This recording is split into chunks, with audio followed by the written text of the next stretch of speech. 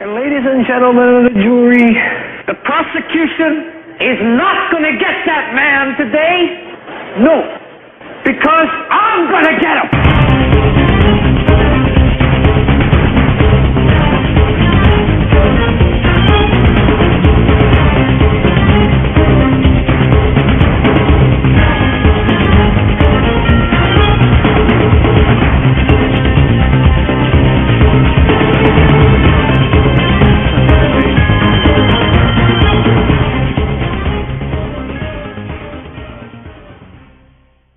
Good evening, ladies and gentlemen, and welcome to the Hagmann and Hagmann Report on this Friday, July 25th, 2014. I'm your co-host, Joe Hagmann, along with my father, my co-host, Doug Hagmann. We are private investigators who host a radio show on current events from a biblical perspective. Tonight, we got a great show lined up for you tonight. We're going to be joined by Dave Hodges as soon as I call him, and I am dialing the number now. So he has a lot of information to share on certain topics that are in the news and things that we're not hearing about that should be in the news, as they are just as important and dangerous to this country as any scandal we see happening today. My dad is Skype is kicking us off, not letting us connect the way we usually do, so we're having Dave Hodges. Dave, Joe Hagmann here. Hi, Joe Hagmann there. How you doing? Oh, we're fighting with our radio server here to try to be able to host the show. We didn't actually connect till after the show started, so it kept kicking us off. But we're here and we're live, and my dad's and I'm here, I believe. Hello, Doug. There was almost an intentional weapons discharge in the studio at one of the boards here. So, at any rate, Dave, welcome to the program. I just want to remind folks that this is a live broadcast. It is Friday, July 25th, 2014. And for new listeners, and thanks for checking in with us. We've got a lot of emails over the last couple of days. Our broadcasts extend from 8 to 11 p.m. Eastern Time. Of course, our home base, HomelandSecurityUS.com. Folks, if you go to HomelandSecurityUS.com, on the right-hand side, we have now included, you can't miss it, it's like really huge over there. We've now included what it looks to be like a smartphone along with our app. So you've got, if you click on the two boxes right below the phone, you will find the App Store available on the iPhone App Store. That's our app, as well as available on Google Play. So, interesting stuff, new to this technology. Dave, welcome again. As Joe said, welcome. And his website, thecommonsenseshow.com. That's right. .com. If you don't have this bookmark it, as Dave writes fantastic articles, and the content is the top of the line. And most importantly, tonight we're going to be talking about the article which is at the very top of the site. All signs point to a coming EMP attack upon the United States. And with that, wait, Dave, hold that thought. Joe, you've got a correction, I believe, to make some housekeeping before we go on. Is that right? Thanks. So go ahead and take care of that first. Sorry, Dave. Hang on a second. We're going to preempt Dave Hodges for a correction. Yeah. Last night we had W on, and he was sharing the numerology aspect of different things, and he stated that the temples of Jerusalem were both destroyed on the 17th of Tammuz. And I want to thank Lynn for emailing and stating correctly that he was not correct. It was the 9th of Av. And just talked to him before the show, and Lynn W said thanks for sending this information. He did turn those two around, and he stated it incorrectly. So it was the 9th of Av, not the 17th of Tammuz, when both temples were destroyed. And he wanted me to make sure I said that on there and thanked you. So I'm just trying to think of any other way we can interrupt Dave Hodges one more time. But, let's just bring him on. I get Dave. these conversations at home.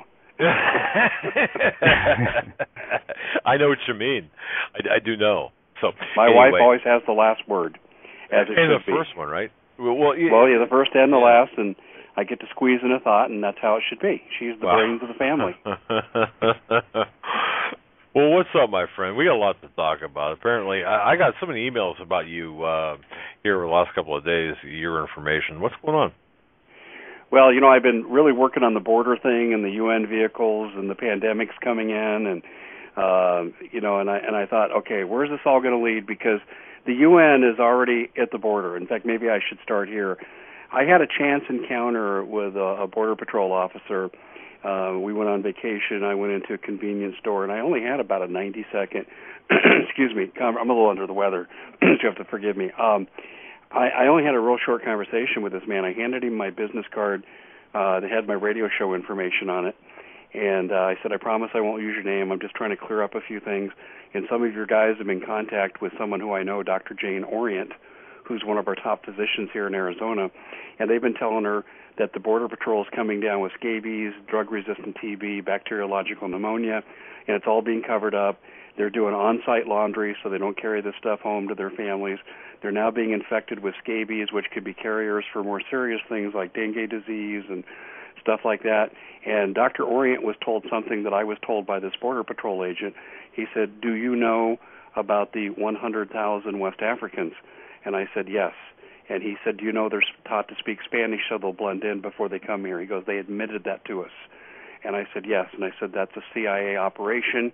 And he said, do you know where they're from? And I said, yes, the 7-state region in West Africa where there's a live, uncontained, uncontrollable outbreak of Ebola.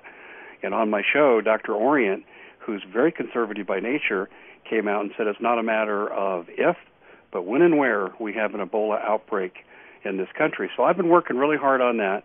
And this Border Patrol agent called me after he had read some articles I had written, and he said, there's more that you need to know. And I think he began to trust me because I never printed his name, and I could clearly see his badge. And this is just a chance encounter, Doug. We were traveling to San Diego on vacation. We stopped in Yuma, Arizona to gas and go to the bathroom and get a drink, and there he was. And I just thought, well, I'm going to take advantage of this. And so he calls me back, and he has a friend with him, and he tells me that the UN already has a presence on the border. And I said, how do you know? And he said, well, they've taken 75% of us off live Border Patrol duty, like we do drug busts and this and that.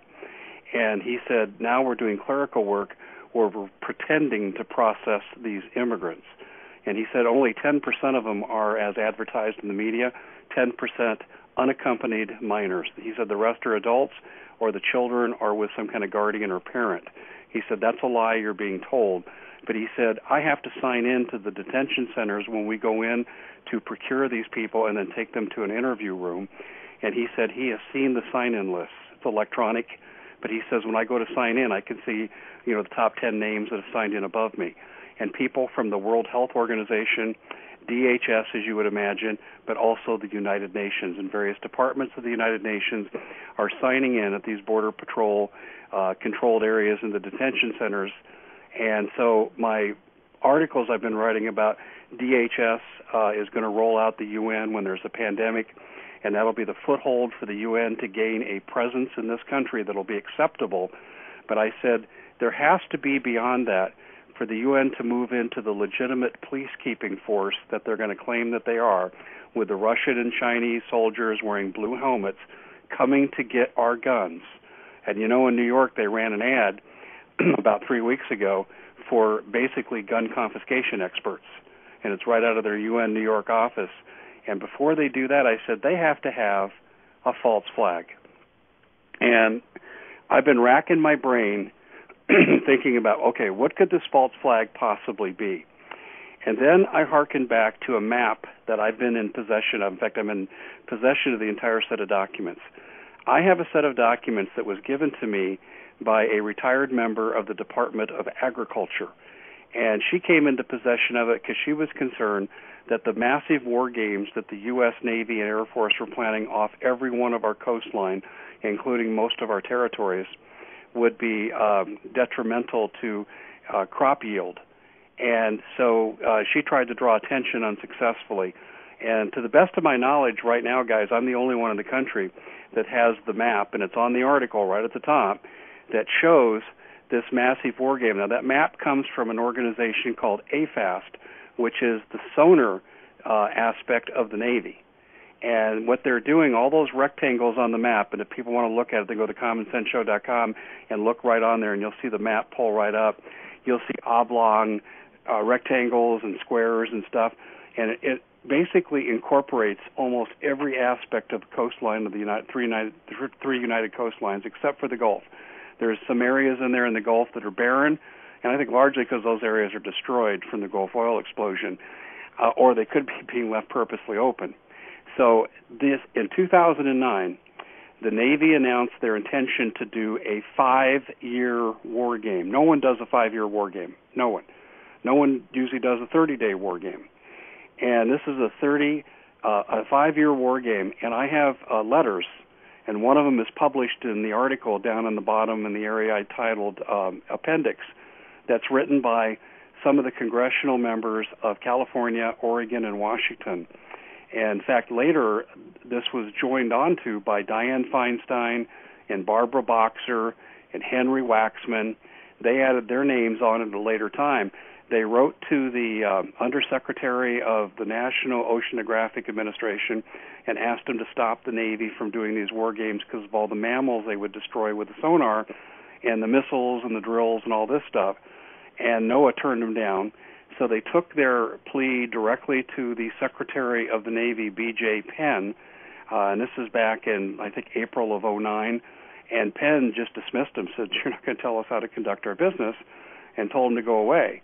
You would think that if the congressional delegations of Oregon, California, and Washington would come out and say, you can't do these war games because they're going to destroy our coastline, they're going to destroy millions of mammal life, and this sonar is unwarranted, it's going to harm everything in the area, you got to stop. You think this would make major media.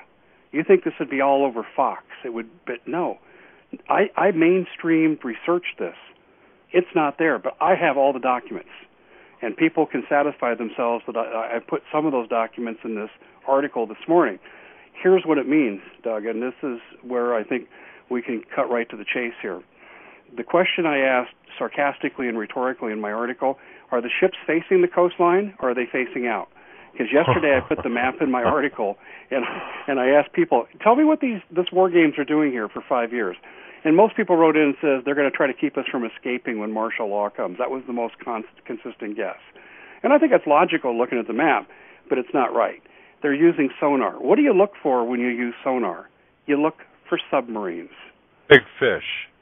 Big fish. Big fish that fire big fish. That's right. And if you want to take down the grid, and I don't think the entire grid's coming down. That's another aspect I'm actually writing about in tomorrow's article. The Chinese have weapons, EMP weapons, that they can take out localities. They can take out a section, a region, a state, or 3-state area, but they don't want to take over a nation that's entire grid system is down permanently.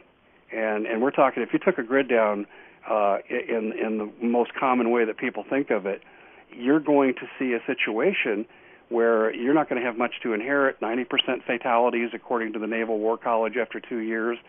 My Congressman Trent Franks, has been beating this bandwagon to harden our power supplies and our power grid, against an EMP attack, and no one's listening to him. I think he's being very responsible. I'm not a big fan of his, but in this area, he's right. But these ships are out there looking for an EMP attacker. And there's no question in my mind that's what they're doing. And I saw some hard proof of this, too. When we were in San Diego on the vacation I mentioned, we toured the Midway, that's in mothballs now and it's turned into a museum. And across the bay, you should be able to see all the ships there in San Diego Harbor that are Navy ships. The only ship they had was a tugboat. We went over and ate lunch on the other side of the bay where you could really see the ships up close, tugboat. Now, before we were done with our meal, a destroyer came into port. But I'm hearing these reports that a lot of these ships are now out to sea on a rotating basis. This is an ongoing war game. I got the congressional letters and the documents and the map that show it. And yet this is going nowhere. Now, why are they looking for an EMP attack? Well, I think the military is afraid they're going to be destroyed before the UN takeover. I think the UN is waiting to roll out their troops until they do an EMP that would cripple the military who might stand up and oppose their takeover. The prime directive of any institution, military, education, medicine, is to survive, stay intact, operate. And this is why I think we're seeing a lot of our ships and our Air Force and submarine contingent involved in these drills. And I think they're opposing what's going on. Now, I've said this on the show. I've had my military insider sources said that there would have already been a major coup against this administration if they had the popular support of the people, but the majority of the people are too dumbed down. So in the article today, I said the military is not on the same side as the administration. And I went back and I recounted what I had reported a long time ago about how Admiral Guyette and General Ham, the commander of AFRICOM, Guyette, the commander of Carrier Task Force 3, two of the top 4 commanders in the Middle East, committed mutiny against Barack Obama by trying to rescue Ambassador Stevens. And the reason, and Jim Garrow said this to me, I've had other people in my confidential source arena tell me this, they were going to try to save they're going to try to save Stevens because he would have sung about drug running, gun running, child sex trafficking, all to raise money to support regime change, giving it to Al-Qaeda, Muslim Brotherhood, and regime change in Libya and then in Syria. And that would have brought down this administration, which is what the military wants. But the number 2s in the command of each officer arrested them. And in General Ham's case, it was a Colonel Rodriguez of the CIA. And Obama has done a lot of this, and I'm sure you've heard this, that in a lot of the major commands, Obama is embedding CIA people as the executive officer to keep a watch on the commanders. Well, okay, no, wait a second, Dave. How does that work? Okay, because if you're let's say you're a colonel, okay, and your name is Colonel Rodriguez, and you've been working for the CIA. You just get conveniently transferred over to General Ham's command, and he's told this is your XO. But wait a second, though. Isn't, for example, a CIA? Now you've got CIA case officers, you've got CIA agents, then you got CIA operatives, and then, of course, different classifications of different positions within the CIA. Now, having said that, don't you have to be a military officer? Yes. Yeah, the man who arrested Ham and stopped and aborted the attempted rescue of Ambassador Stevens and his bodyguard contingent is a colonel. And he assumed command of AFRICOM temporarily after that. And I do not have the name of the man who arrested Guyette. My source would not give it to me. Guyette was taken. I do know where they took him. They took him to Bremerton, Washington, at the base there. They held him under house arrest, and they said if he said anything, he'd disappear in the NDA, and no one would ever hear from him again. They'd just say he had a heart attack and bury him. That's what he told one of his sources, and it got back to my source. They allowed him to leave the military on pretty favorable terms, but I want you to hear the excuse. This was actually reported in ABC about Guyette's departure. They said he left because of inappropriate comments and actions towards minority members in his command. In other words, here's a guy who's worked his way to the top of being a carrier task force commander, and he doesn't know how to talk to African Americans, Latinos, people of Muslim background in his command. Are you kidding me? You get to that level and you can't deal with a multiracial military force? Yeah, that doesn't sound right, obviously. Yeah. No, and here's the other thing I wrote in the article today. These two men didn't decide unilaterally and arbitrarily to disobey a presidential directive delivered to them by Leon Panetta. They didn't do that. They had help from the outside. For them to launch a rescue mission, they'd had to have someone redirect satellites, make sure the traffic corridors were open, get traffic reports, get troop logistics reports in the area. They had to know what their troops were walking into. This was a coordinated effort for a military coup in the Middle East, just in the Middle East, not in Washington, not to arrest Obama, but just in the Middle East. Well, that coup failed, and Ham's career blew up, and Guyet's out of the Navy, and unfortunately it failed. And I'm sure if Stevens was rescued from that, he would have known he was set up, because we know how many times he asked Hillary Clinton to increase his bodyguard patrol. Now, when you move forward from this event, you've got other situations to point to the fact that I'm right. Last November 13th and 14th, you had a drill called the Grid X drill. And that was a drill where you had a simulated takedown of the power grid and how FEMA, DHS, and other agencies would respond to the crisis.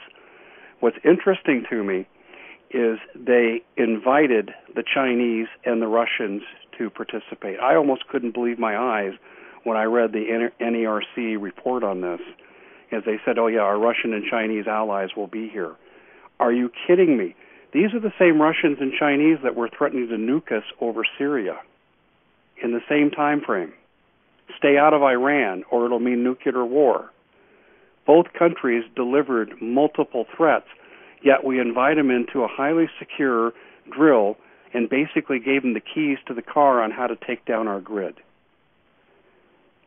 Okay, if that's not enough for you, Doug, today I published a document. It's called a bilateral agreement between FEMA and the Russian Ministry of Defense that permitted 15,000 Russian soldiers to come into the country to train for emergency situations, martial law. Okay, so that's there. Okay. And then you and I know, and Steve Quayle, we all have the reports of the Russian soldiers in various communities and so forth and so on. I mean, this is no secret. We've talked about this many times. These are your enforcement troops. They're here to seal the deal when all heck breaks loose.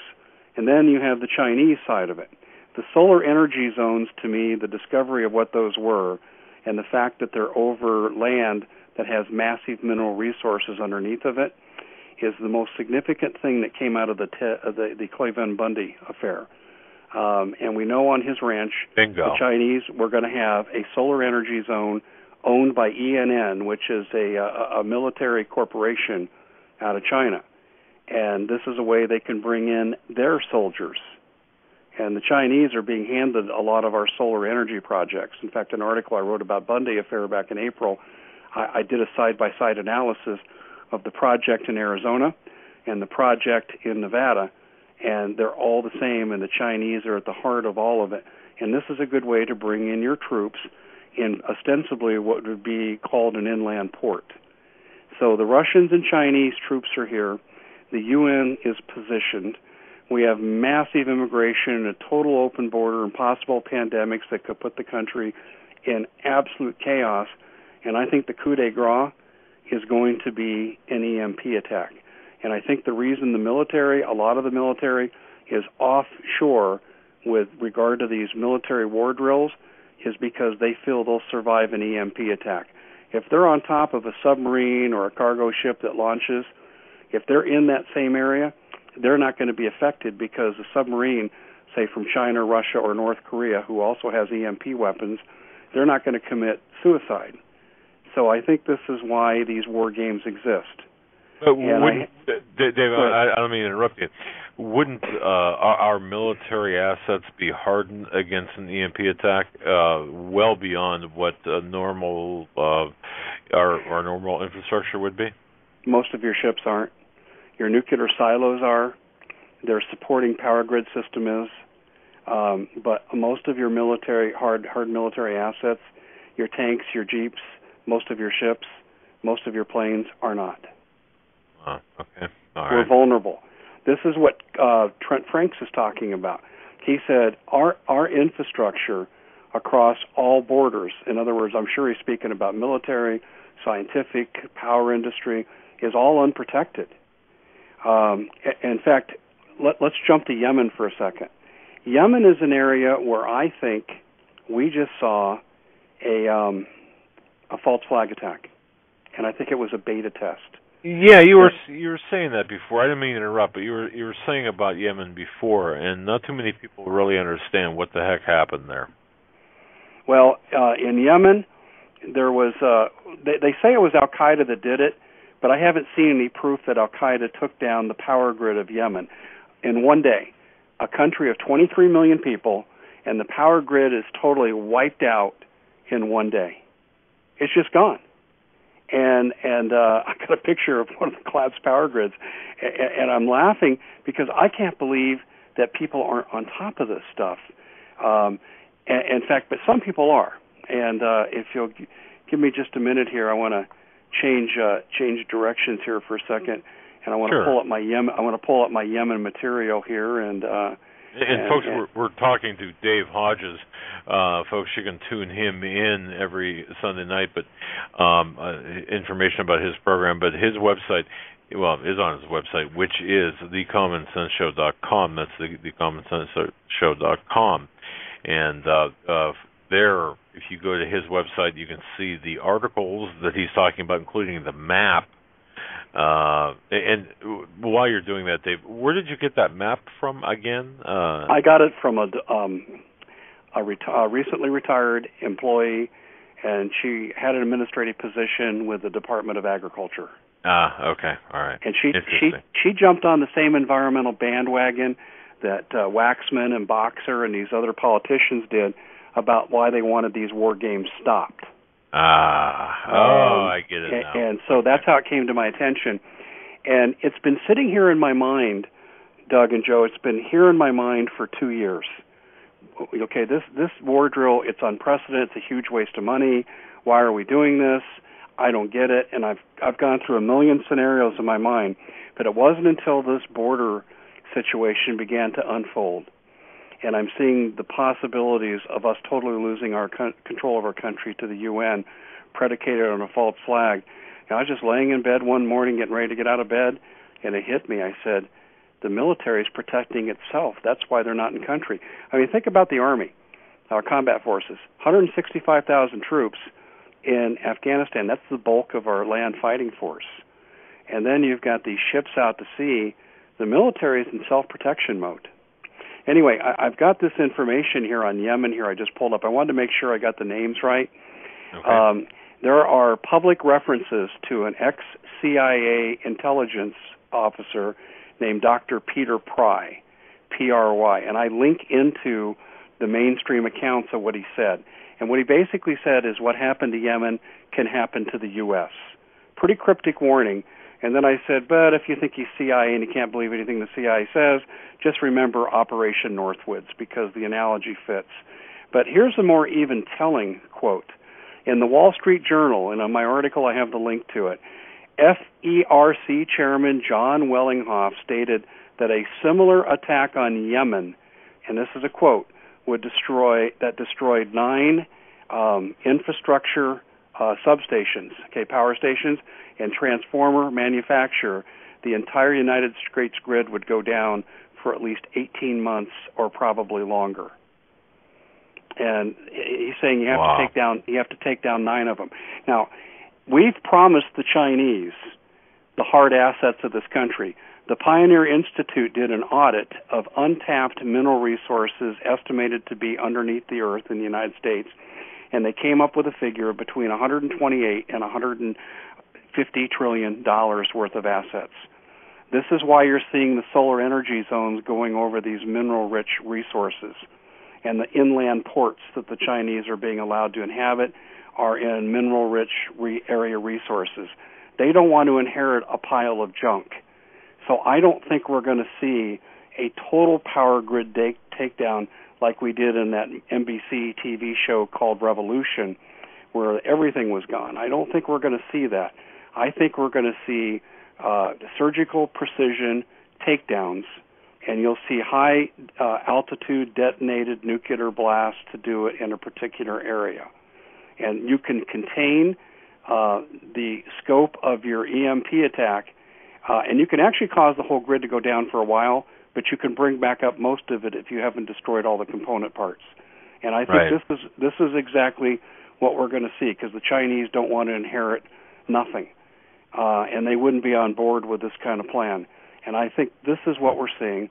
I think the military knows about it, and I think this is why they have their ships positioned where they do, so they're going to be largely unaffected by it. Okay. Now the question is, are they going to fight on behalf of the people? I don't know. And when I talk to my sources, I don't get real clear answers on that point. And I've expressed frustration to them on that point too, Doug. I've told them, I said, well, come on, whose side are these guys going to be on? When the shooting starts and they're opposing the UN, are they here to defend me to stay in my home against the Chinese or the Russians taking me to a FEMA camp? So that's food for thought. That's and speaking of FEMA camps, I have an interesting aside. I think you'll find this interesting. In yesterday's article, I wrote an article that said there's one FEMA camp for the immigrants and one for us. I went back to 2011, and I found a Bob Seifert. He's an administrator for KBR, Kellogg, Brion, and Root. And they're the ones, in conjunction with Halliburton, that had a lot of the construction contracts on the early FEMA camps. He had put out an emergency memo for vendors that could provide wiring for a temporary camp that would house either 2,000 or 300 or 60 people. And he said, and you need to have water, showers, meals ready to eat, this kind of stuff. And this memo went out, and it was in 2011. Okay, this is not your classic FEMA camp construction stuff, and I said this when the memo leaked in 2011. Well, when I was in San Diego on vacation, this was a huge topic because a lot of the illegal aliens were being flown into Lindbergh Field, and someone had come in at Lindbergh Field and constructed the temporary FEMA camp housing that matched identically to the specifications on this KBR leaked memo. And I have that in yesterday's article. That's a temporary way station. And what I've been told by the Border Patrol, they bring these people in, they stay 72 to 96 hours, and then they bus them or fly them out to locations all across the country, and then they bring in the next wave of immigrants. And this is being done in places like Lindbergh Field. That was planned for in 2011, Doug. In other words, this immigration crisis was planned for 3 years ago. Oh, yeah. We have that same information, Dave. I mean, our sources have confirmed the same as you've reported, the fact that this has been in the works for quite some time, and of course, we also have to consider what Russia has been doing in Central America in terms of arming the different cartels, and kind of the same thing our CIA has been doing in a lot of ways. I've got information on that. All right. This has been the month of let's let confidential sources approach Dave Hodges. I've had two.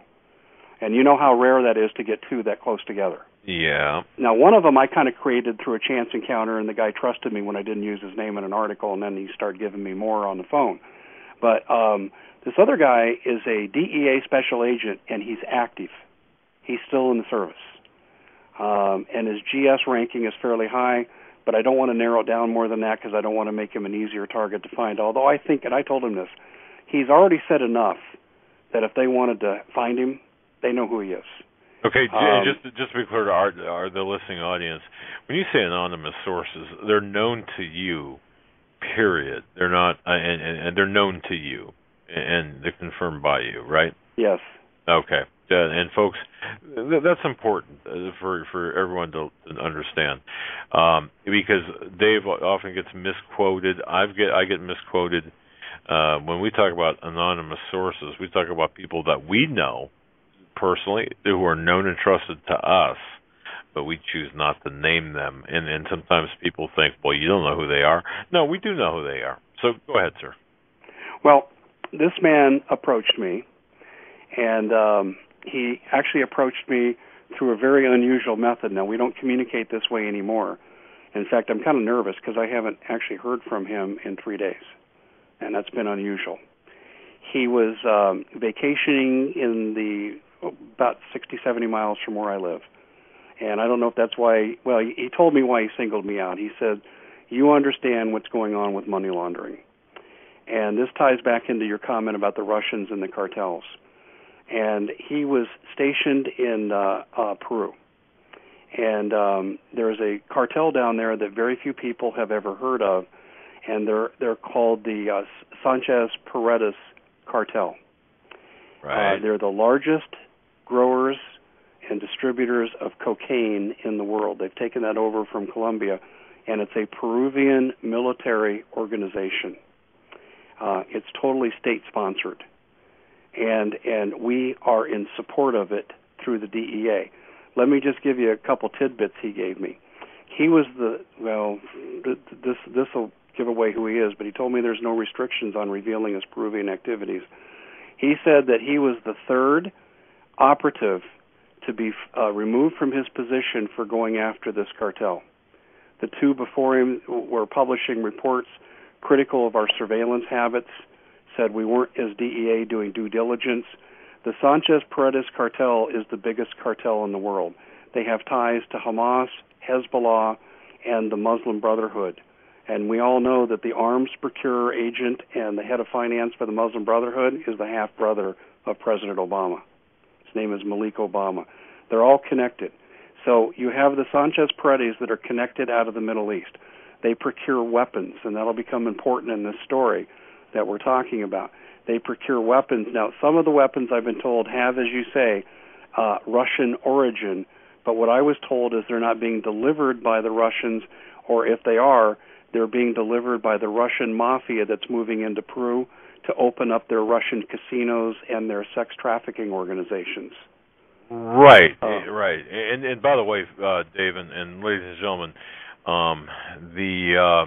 this particular cartel, you can certainly look this up for yourself, but Manhattan, in fact, their U.S. Attorney General, they seized whatever $30 million worth of international drug trafficking money back. I'm going back now 3-4 years, sometime in maybe it's 2012, 2013. I don't know if you recall that, but that was very active in Manhattan. So they're all over the United States. Well, yeah, I'm going to get into that a little bit too, if that's okay. Oh, please. I think what people need to know is by the end of the evening, you're going to realize that your entire financial structure in the United States is based on money laundering. In fact, I'll jump to one part of the end of the story here to kind of set the tone. I've been working with a researcher named Elena Cook, who's a former defense contractor, and she had a security clearance, and she's also recently written for WorldNet Daily until she decided to go independent. Elena came across reports that said during the 2008 and 2009 bailouts, had it not been for money laundering coming out of the drug cartels, there would have been absolutely no cash liquidity in this country at all, and the economy would have ground to an absolute stop. Nothing would have moved, and we would have had total chaos at that point. So actually, I'm not in favor of money laundering, of course, but that actually saved us at one time. But I find that to be really interesting. But anyway, I'm going to pull up this man's first contact with me right here, and he really had a lot to say on his first contact with me. Let me just read to you just his couple opening statements here. Dear Mr. Hodges, thank you for your courageous work. I am a DEA special agent. I can provide proof. He did provide the proof, and he got into investigating money laundering, specifically of the Sanchez-Paredes cartel, via their confidential sources. Now, they have their own version of the boogeyman terrorists over there in Venezuela called the Sendero Luminoso. They go out and do these terrorist acts to take heat off the Sanchez-Paredes cartel. I thought that was really interesting, that they actually have an organization designed to draw attention to them to take it off the Sanchez-Paredes cartel. Now, here's what I learned from him, but I also have had it confirmed in other sources. I had this information about what I'm ready to tell you before he told me. He just confirmed it in a way that I did not know. Outside San Salvador, and this is why I'm concerned about the illegal immigrants coming into the country, you have MS-13, Los Zetos cartel, and the Sinaloa cartel training. And they're training with Hamas. And I have documented this in an earlier article this month where Hamas is supplying weapons through the Sanchez-Paredes cartel. It goes to the Sinaloas to control, and they do the training. MS-13 are now the assassin agency for these Mexican drug cartels, but they're no longer just drug cartels. They need to be considered to be military operations. They have anti-tank weapons and all the automatic weapons you'd have, and I've been told they have helicopters. And if you recall, we've had helicopters on 2 occasions cross the border and attack the Border Patrol. Right. Yeah, and also, this is something that all Americans need to be concerned about as well. What I learned from my source is that the American military is training the Peruvian military, and they've stepped up their training. Now, what could they be training them? And these are narco-terrorists. Are they training them how to protect their drug shipments better? I suspect so, because what we also know is the military of our country is doing the same thing in Mexico. We're training the Mexican military. Now, if you want to have a chance to have a Mexican military official who's not co-opted by the Sinaloas, you go to the Navy and the Marines. They're not located in one area long enough to be co-opted, is what I've been told, on large numbers. But the Mexican military is overrun with a drug cartel influence. So, in effect, our military is training narco-terrorists with the Peruvian army that's running these drug and gun shipments, and we're also training the Mexican military, and I say ostensibly for the same thing, in a fast and furious kind of approach. Now, they're now sending in MS-13 by the tens of thousands into this country. What I was told by this Border Patrol agent, he said, we've cataloged 10,000 that we think are. He said, but we're told when we file the official report, you leave off the MS-13 and treat them like anything else. Even when they admit to murdering and torturing and all that, he said we're not allowed to use it by order of DHS. So we have these MS-13 people coming into the country and being scattered far and wide. But here's a really ominous sign that this Border Patrol agent told me. He said, you'll be in a detention center. Let's say it's 50 by 50. And he said, you know you have 3 MS-13 guys, but you have a hold on their account. In other words, you can't move them until the hold is removed on the computer. But he said, when 3 of them become like 8 or 10 of them, then all of a sudden the hold's released, and we release them to the same geographic locations. So in effect, we are releasing MS-13 death squads throughout the country. In fact, I have Roger Brown on, a real prominent sociologist who's going to talk about some of this on my show Sunday night in the last hour. This is very disturbing. This says this to me, Doug, that what we're looking at in Mexico is if you want a police chief killed, a city councilman, a rival gang member, you just bring in the MS-13, they do their thing. Well, we have these people coming into our country now. Can you say assassination of Joe Arpaio or assassination of some other prominent sheriff or a sheriff's advocate like Richard Mack? That this really frightens me that we have death squads coming into the United States right now, plus the pandemic people.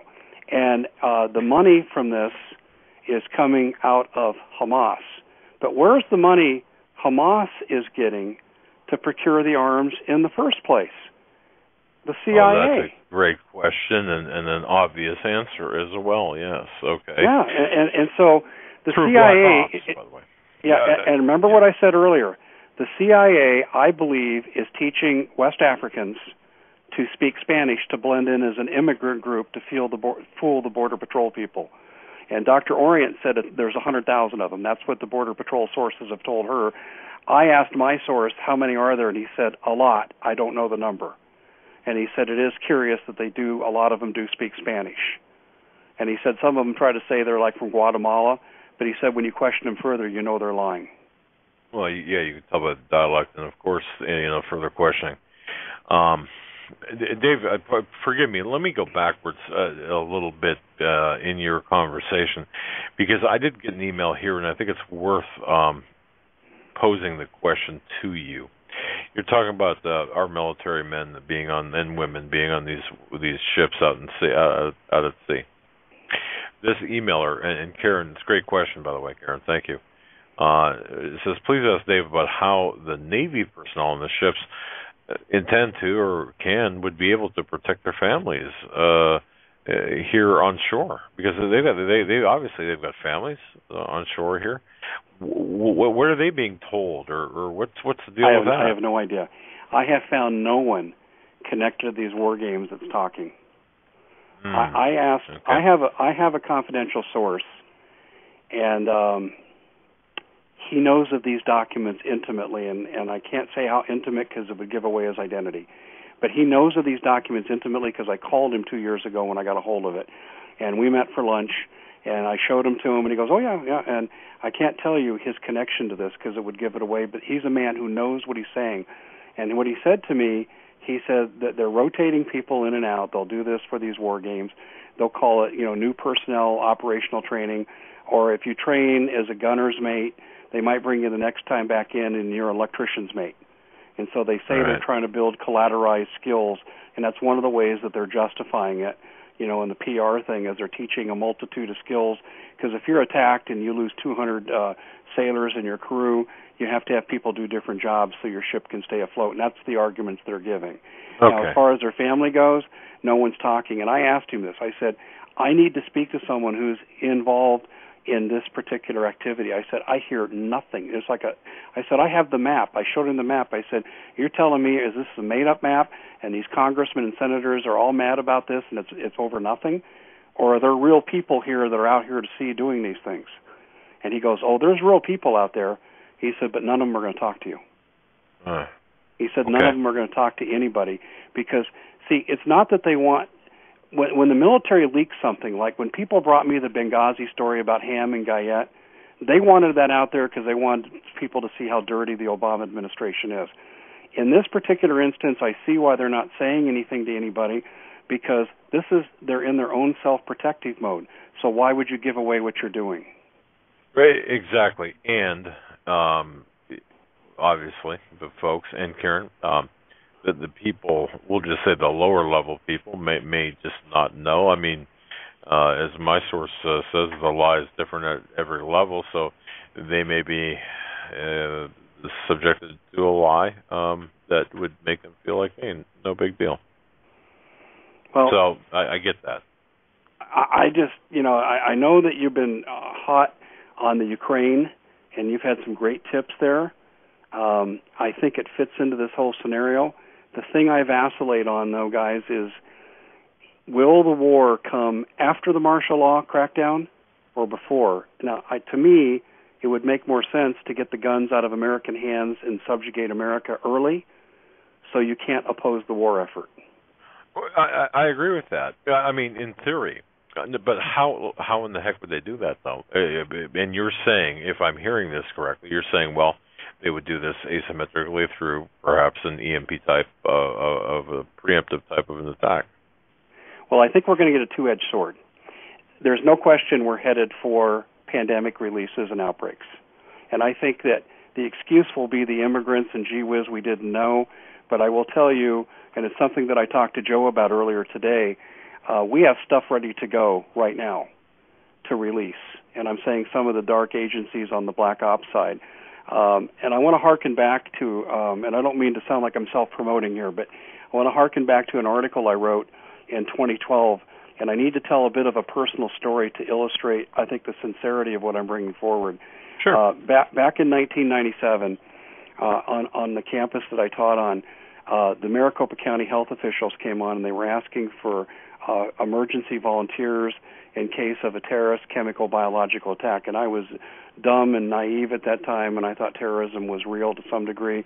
So I volunteered because they said I would get the drugs first for my family. So I was all too happy to volunteer, and nothing happened. Well, within a couple of years, or a few years, FEMA came online, and we were in a transition period with FEMA, and I got to attend a few meetings, voluntary, but I wanted to meet FEMA people, and I wanted to see what this was all about. So I met a man, and he was in counterterrorism against biological and chemical weapons attacks, and it just so happened his daughter was a freshman in my undergraduate psychology class at the time. And so we kind of struck up a friendship, and then a couple of years later I had his other daughter in one of my classes. And so we stayed in off and on contact through the years. Well, the last year I was coaching basketball at the college level, he and his wife showed up at my office unannounced. I didn't even know they knew where my basketball office was on campus. And they just showed up. They were waiting for me at the door as I walked back into the building. And he said, we're bugging out in 2 months. Now, I wrote about this event at the end of December, the last week in December. of 2012 on my website, and I think it's entitled something like Wire X Intel, Wire X government officials going into hiding. He told me of his plans to relocate to the southeastern seaboard area, but in a very remote location with like-minded FEMA and DHS people who he had made contacts with through the years, and he said they had a self-sustaining community. And I said, well, what's happening? And then he said, well, you know where you live out in the country. I live about 20 miles northwest of metropolitan Phoenix out in the country. He said, where you live, you're really in a pretty good position. He said, but there's chemical and biological weapons attacks coming, and he goes, this stuff drifts on the wind, and you should probably get some kind of protection. And I said, are you serious? He goes, Dave, we have stuff that even the Mossad doesn't know we have. And he specifically mentioned them. He goes, they know pretty much everything we do. They don't know. We have stuff that can literally change a person's DNA. We have stuff that can turn them into zombie-acting characters. And he said, watch this drill that we do in 2 weeks. And it was the October 31st, 2012 drill in San Diego. And I actually have this on one of my stories where people were dressed up with makeup artists to act like zombies, and they were being shot down in a simulation. And it was a FEMA DHS civil control drill in San Diego. And they reported it on the San Diego TV stations, and they made a joke out of it because it was Halloween and zombies and all this stuff. But I remember that. He said, we have the ability to make people behave this way. And he said, and we use the chemtrails, nanotechnology. He said, it's all here. And I said, okay, now give me the good news. I said, when is all this going to happen? He goes, no one knows a time frame. He goes, but there's a reason I'm leaving now. It could happen next week. He said, I don't think we have 2 years. And that was October of 2012. And at the end of that semester, he pulled his third daughter, out of high school, and she was one of the more promising athletes in Arizona. And I thought it was disruptive to her potential college recruiting. This is how seriously they took it. I've heard from the family a few times since they've gone, which is now we're coming up, we're about a year and a half out now. And one of the daughters asked me to write a recommendation for graduate school and that kind of stuff, which I was happy to do. And he says, it's coming, Dave. He says, I'm not going to say a lot on the phone, but it's coming. And he says, we're closer than you'd realize from what I'm hearing. And they're prepared to hunker down, and he knows that there are going to be troops running through the towns and killing people and taking people to FEMA camps. I mean, he's gone through the whole scenario with me. I mean, it's going to be absolute social chaos. So there are people inside the government that are reacting, like who recently retired or whatever. They're reacting the same way. They know what's coming. Now, I think these poor guys on the ships, to answer that one of your listeners' questions, I don't think anything beyond below a captain's level rank would know any idea of what's coming. They're just carrying out their mission. And I agree with you on that. And by the way, folks, I mean, where in history have we seen this before? If you recall the Cuban Missile Crisis during that period of time. In fact, I think this was reflected on one of the television programs that are made for movie TVs, or in fact, on the big screen, where certain people in Washington, in leadership capacities, were quietly going to camping stores and getting camping equipment, tents, and what have you. And there was one scene I remember distinctly where two people from the same department in D.C. had met each other purchasing outdoor living supplies, camping supplies, in preparation of this going hot at that time back in 1960. What was it? 1962. 62. That's right. Yeah, so, I think so. Yeah. So we, I mean, we have a precedent here. There's a precedent. Yeah, I was just a little kid then, in '62, and my dad had retired. We should probably talk one night about my dad. He had a really interesting life in the Navy, but he retired, and he was working at Martin Marietta, and he was working with captured German scientists. Now, they did not call it, what was the name of that project, Paperclip? Right. They weren't calling it Paperclip. He never called it that. He never heard it called that. But my family was German-speaking to a large extent on my dad's side, because he was born in Germany, and my grandmother lived with us, and so we spoke a lot of German in the household then when I was little. And I remember him having these German scientists over, at least he said they were scientists, and they'd speak German. And they thought it was really funny that I knew some of the words they were speaking. So I do remember the event. But anyway, when the Cuban Missile Crisis went down, it was about 3 weeks before it became public. He came home one day, got out his Navy uniform that he hadn't worn, in probably 4 or 5 years, and said, I'm being pulled back into the Navy. And my mom broke out into hysterics. And, I mean, it's an event etched in my mind. And then he went to Laurie Air Force Base, boarded a plane, and he was gone for a month. They brought him back in active duty for 60 days for the Cuban Missile Crisis. And I don't know what he did in there, but I've seen the panic of it. But here's what I saw happen during that time. He wasn't the only one called back in, because we lived in an area not real far from Laurie and Fitzsimmons bases in the Denver area, and so we had a lot of military families in our area. Some of the other fathers that we knew, I could think of maybe 3 or 4, and they didn't speak. They just went and did their job, just like these people on the ships are. These people who are out to sea tonight, and they're doing whatever they're doing in this mission, they don't know why they're doing it. Right. I mean, we know more about why they're doing it than they do. But do I think their carrier task force commanders do? Yeah, I think there's probably a pretty good idea. They know what they're doing and why they have to keep the charade going.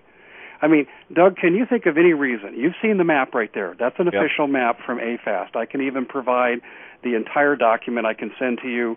I had a friend of mine from the State Department who has great computer skills lift that map off the AFAST document because I didn't have the expertise. But I have the entire document that has AFAST, and they describe the entire operation.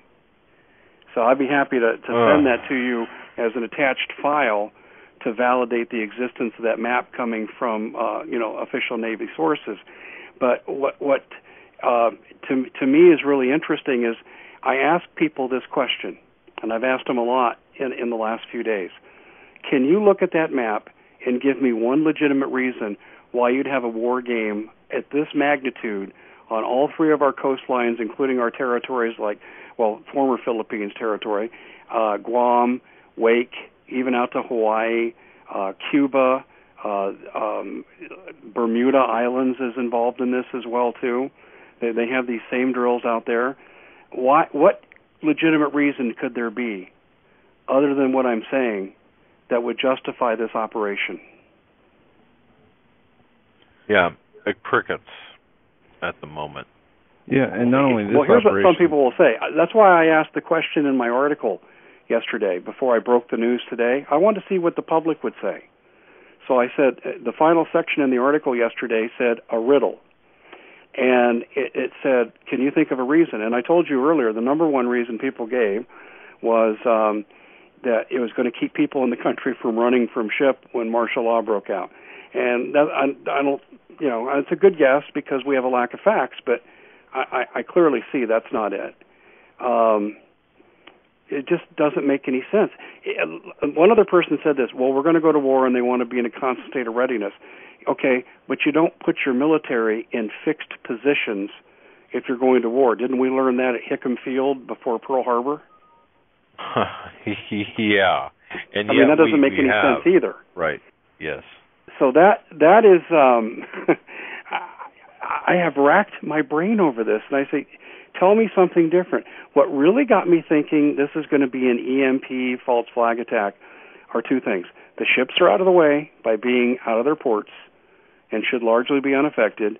But number 2, what happened in Yemen, and we have a CIA guy and we have the head of NERC saying this could come to America. And I thought, uh-oh, that's why they're doing this. That's when it hit me. When I read the Yemen account, it rolled around in my head for a while, and I said, that's it. This is going to be, and let me give you a timetable. If I were to write this as a Hollywood movie, here's what I would do. Scene 1, we have an Ebola outbreak. Dustin Hoffman appears on the movie screen, and he shows the Ebola map that was in that movie called Outbreak 20 years ago. And Mr. President's going to be here in 1 day, and in 2 days it'll be here, in 3 days it'll blanket the country. Here's what we need to do. And that real famous scene from that movie. So then you bring out the UN peacekeepers, And people aren't going to reject their help because the emergency rooms are going to be overrun, hospitals are going to be filled, people are going to be told to stay home and treat your own. So here comes the UN all too willing to help. That's their foothold. That's their hold in the door. Meanwhile, you keep bringing in these fifth-column insurgents to support the occupation force for martial law that they're going to be putting together behind the scenes. Now you need a false flag attack to take it from a medical intervention operation to a martial law occupation force. And I think the EMP is going to be one of the things that we see. You know, interesting quote from Mark Twain. And folks, think about this as Dave Hodges is talking. Truth is stranger than fiction, but it is because fiction is obliged to stick to possibilities. Truth isn't. Think about that for a moment as you're considering what Dave Hodges is saying. Let me repeat that. Truth is stranger than fiction, but it is because fiction is obliged to stick to possibilities. Truth isn't. Isn't that interesting? So. Well, it really is, and if you look at last year, and I think I've mentioned this on your show, between July and November 14th, the Grid X drill, FEMA, DHS, and their ancillary organizations ran 9 major disaster drills. And I've talked to people who understand this business. They say we're lucky typically if we can do one every 6 months. And one in a year is not uncommon. And to have 9 in that period of time. You know, one of the drills was they had 386,000 foreign troops. And I took this off the NEC website. So this is the website that writes these disaster preparedness drills that they publicize for FEMA and DHS. And one of the drills, they had 386,000 troops being trained in the following areas. Now, tell me this doesn't get your attention. 1, how to speak English. And if you're going to occupy a country, you got to speak English. And number 2, how to use American weapons. Gee, maybe that's where those 2.2 billion rounds of ammunition DHS is collecting is going to. That's right there in their documents. They say that's the purpose for... Oh, and they were training them in urban warfare. Wow. 3 for 3, Doug. 3 for 3. Interesting. And I'm getting a lot... Dave, I got to throw this question in before the top of the hour here. I'm getting a lot of questions from people who are listening live from Canada, all the way from all the way from British Columbia through Newfoundland, saying, look, they're getting no information up there.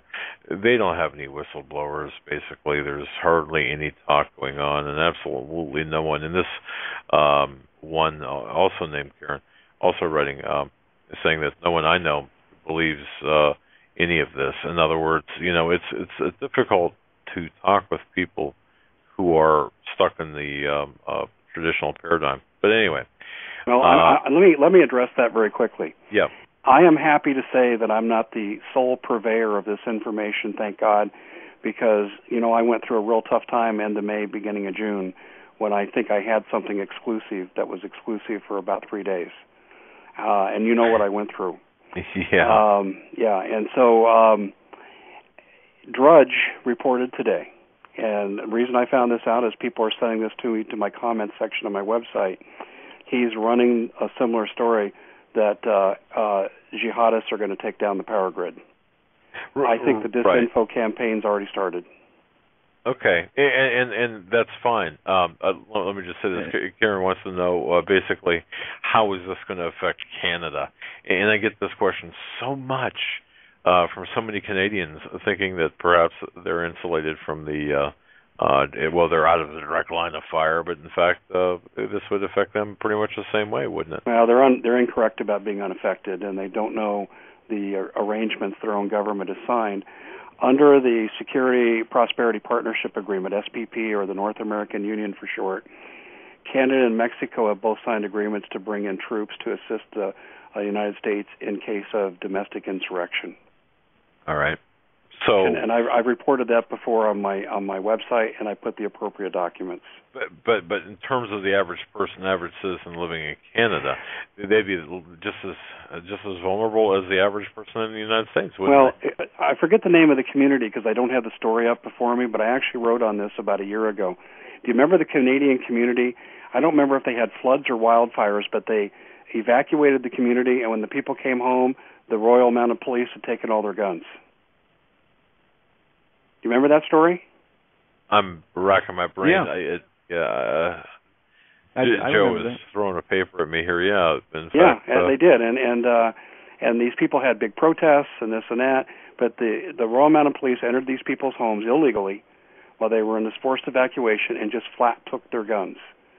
So you're not going to be unaffected, people. One of the biggest abuses we got going on in our country is CPS abuse, taking kids and then they let them kind of slip out of sight and they go into child sex trafficking. Hello, British Columbia, Vancouver, British Columbia is one of the hot spots for this in the Western democracies. You're not unaffected by that either. You're going to go through in Canada the same thing here, and that's why I say this to my Canadian brothers and sisters. You guys make great neighbors. I love your country and your cultures. You've been a terrific neighbor and friend to us all these years. We need to side together because your government is just as corrupt as my government. And we need to be on the same side. Your leaders have signed the same agreements that our leaders have here in the United States. Oh, yeah, absolutely. Wow. Folks, you're listening to Mr. Dave Hodges, the Common Sense Show, heard every Sunday night. Go to thecommonsenseshow.com, and they're very nicely, well-designed, well-redesigned website. Dave, good-looking website. There you can find information about Mr. Hodges, his program, and, of course, his latest articles. Well, I appreciate that plug. My website master is Leslie Kitzman, my goddaughter, and my favorite niece. Well, give her props for me. I'll tell you that. We're going to take a break now, and on the other side of the break, Dave, I want to go back to the border and get into a few things we talked about earlier, points you made, and I'd like to get into some of these a little bit more if we could, because there's so much here that people need to understand, that this is not happening by chance, and this is not it's not what is being portrayed in the media, how it is happening, nor what is really happening is being portrayed, and how it will tie it back into what we're talking about with the drills that are being conducted, the international drills that are being conducted. Folks, listening to the Hagmann Hagmann Report on this Friday, July 25th, 2014, with our guest, Mr. Dave Hodges, his website, The Common Sense Show. His radio show is on Sunday nights, and it's a fantastic show. You can download it and get the podcast right off iTunes or from his website, and it's a must listen to. We'll be right back after these short messages. Stay with us.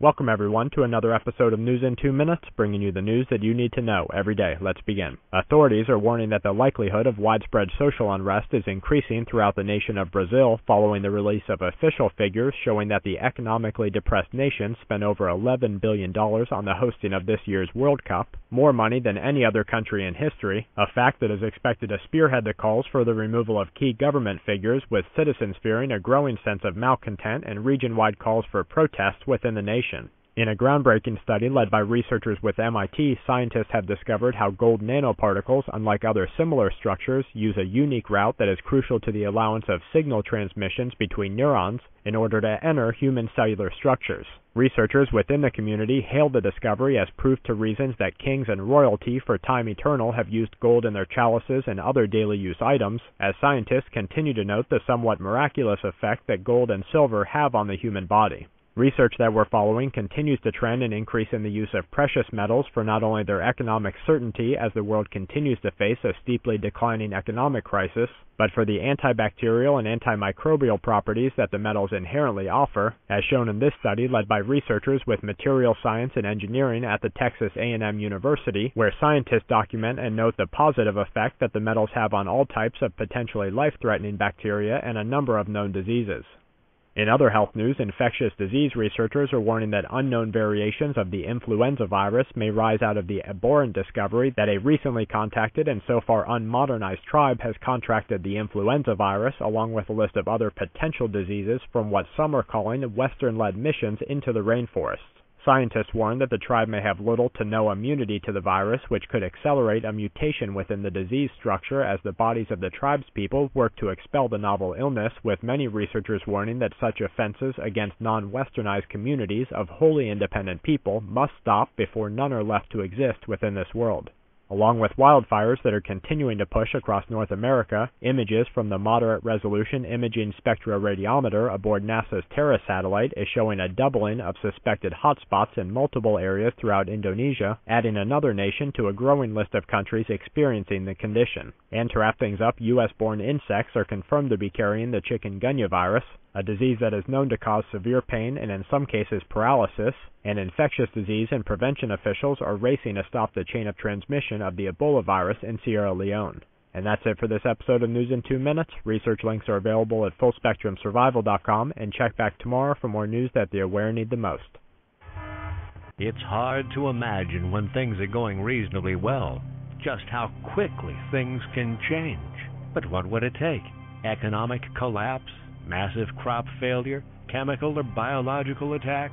So many situations could find you in the grocery looking to pick up food for your family only to find that the shelves are empty. There's nothing. Don't let that happen. Act today to make sure that if it ever comes to that, you and your family will be provided for. Visit freezedryguy.com to look at the wide variety of survival foods available. Freeze-dried foods from the Freeze Dry Guy store longer, rehydrate faster, are nutritionally superior to, and taste better than any other long-term storage food available. Visit freezedryguy.com or call toll-free 866-404-3663. freezedryguy.com. You want answers? I think I'm entitled. You want answers? I want the truth. You can't handle the truth.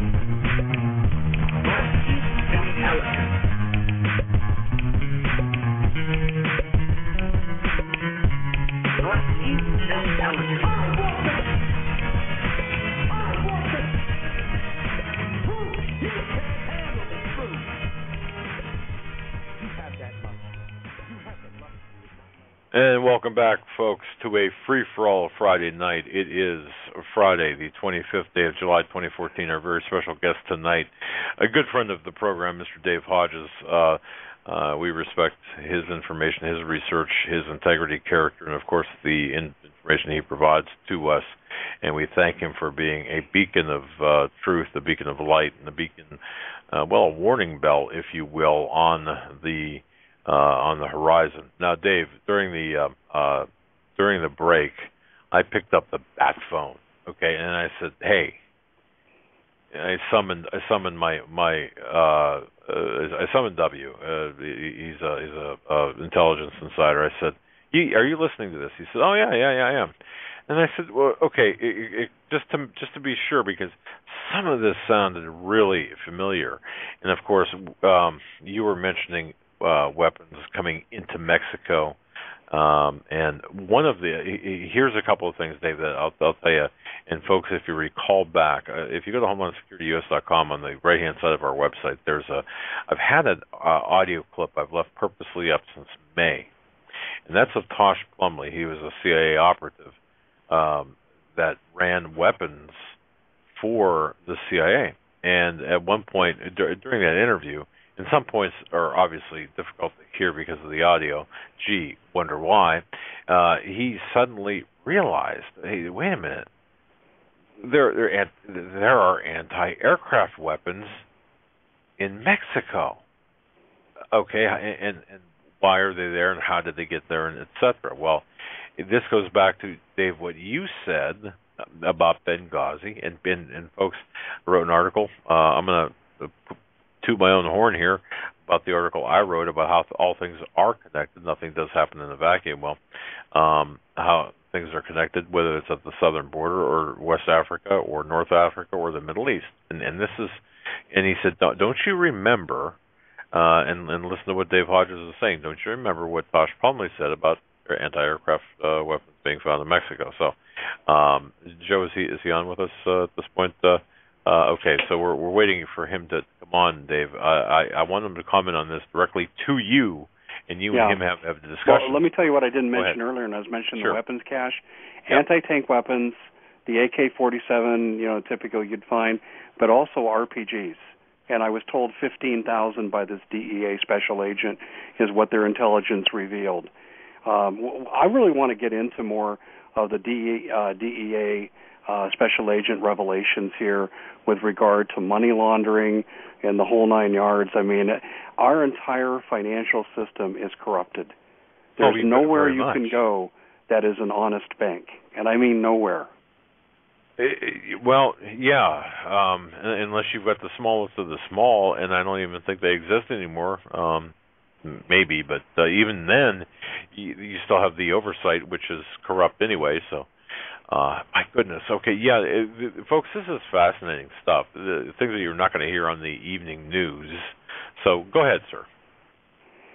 Well, I think that when you look at what this agent told me, and I have to tell you, let me make an admission of what a chicken I am, okay? I used to be a third-degree black belt in my younger days, but I was too afraid to meet with this guy in person for a while until I learned to trust him. And another thing, too, I thought, too, what if we're being tracked? And I told him this. He goes, I understand your hesitancy. I said, look, I'm writing stuff about what's coming in from the border, and you're calling and confirming it, and what you're giving me are the deep cover sources and how it's being money laundered. I said, so you're filling in pieces of stuff I already know about. I said, what's to prevent someone who's listening to both of us from tracking us through our cell phones and then doing away with us when we walk out of a restaurant together? Yeah. And so, listen, I on that basis, that's why I was really, really hesitant. And then when I finally did, I made sure I had security. I had perimeter security in place. Look, I got to tell you, my friend, I have turned down several meetings that didn't feel right or were otherwise strange. We do have our intelligence insider to directly speak to you, and you guys can talk amongst yourselves, if you will, about this very issue. W is our intelligence insider, and he reminded me about what Tosh Plumlee was talking about the weapons, about the aircraft, and the aircraft batteries in Mexico, and so on. And this is all first-hand information. So, W, go ahead, sir.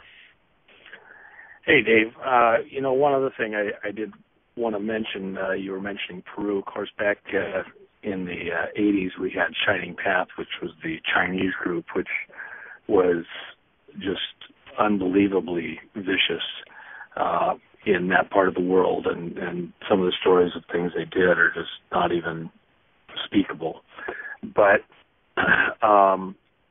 in order to instill terror, in order to get where they were trying to go.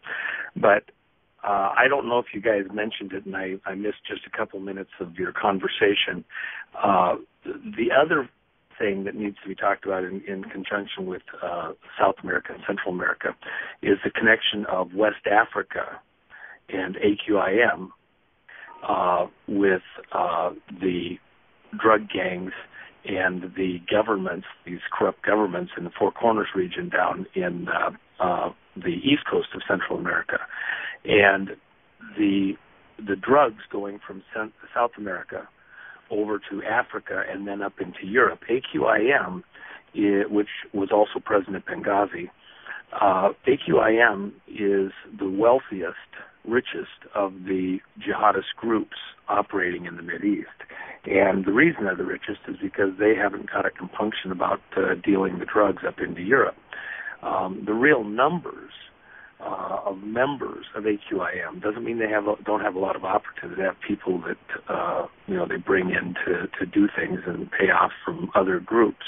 But the actual organization itself has been reportedly only in about 350, 400 people range.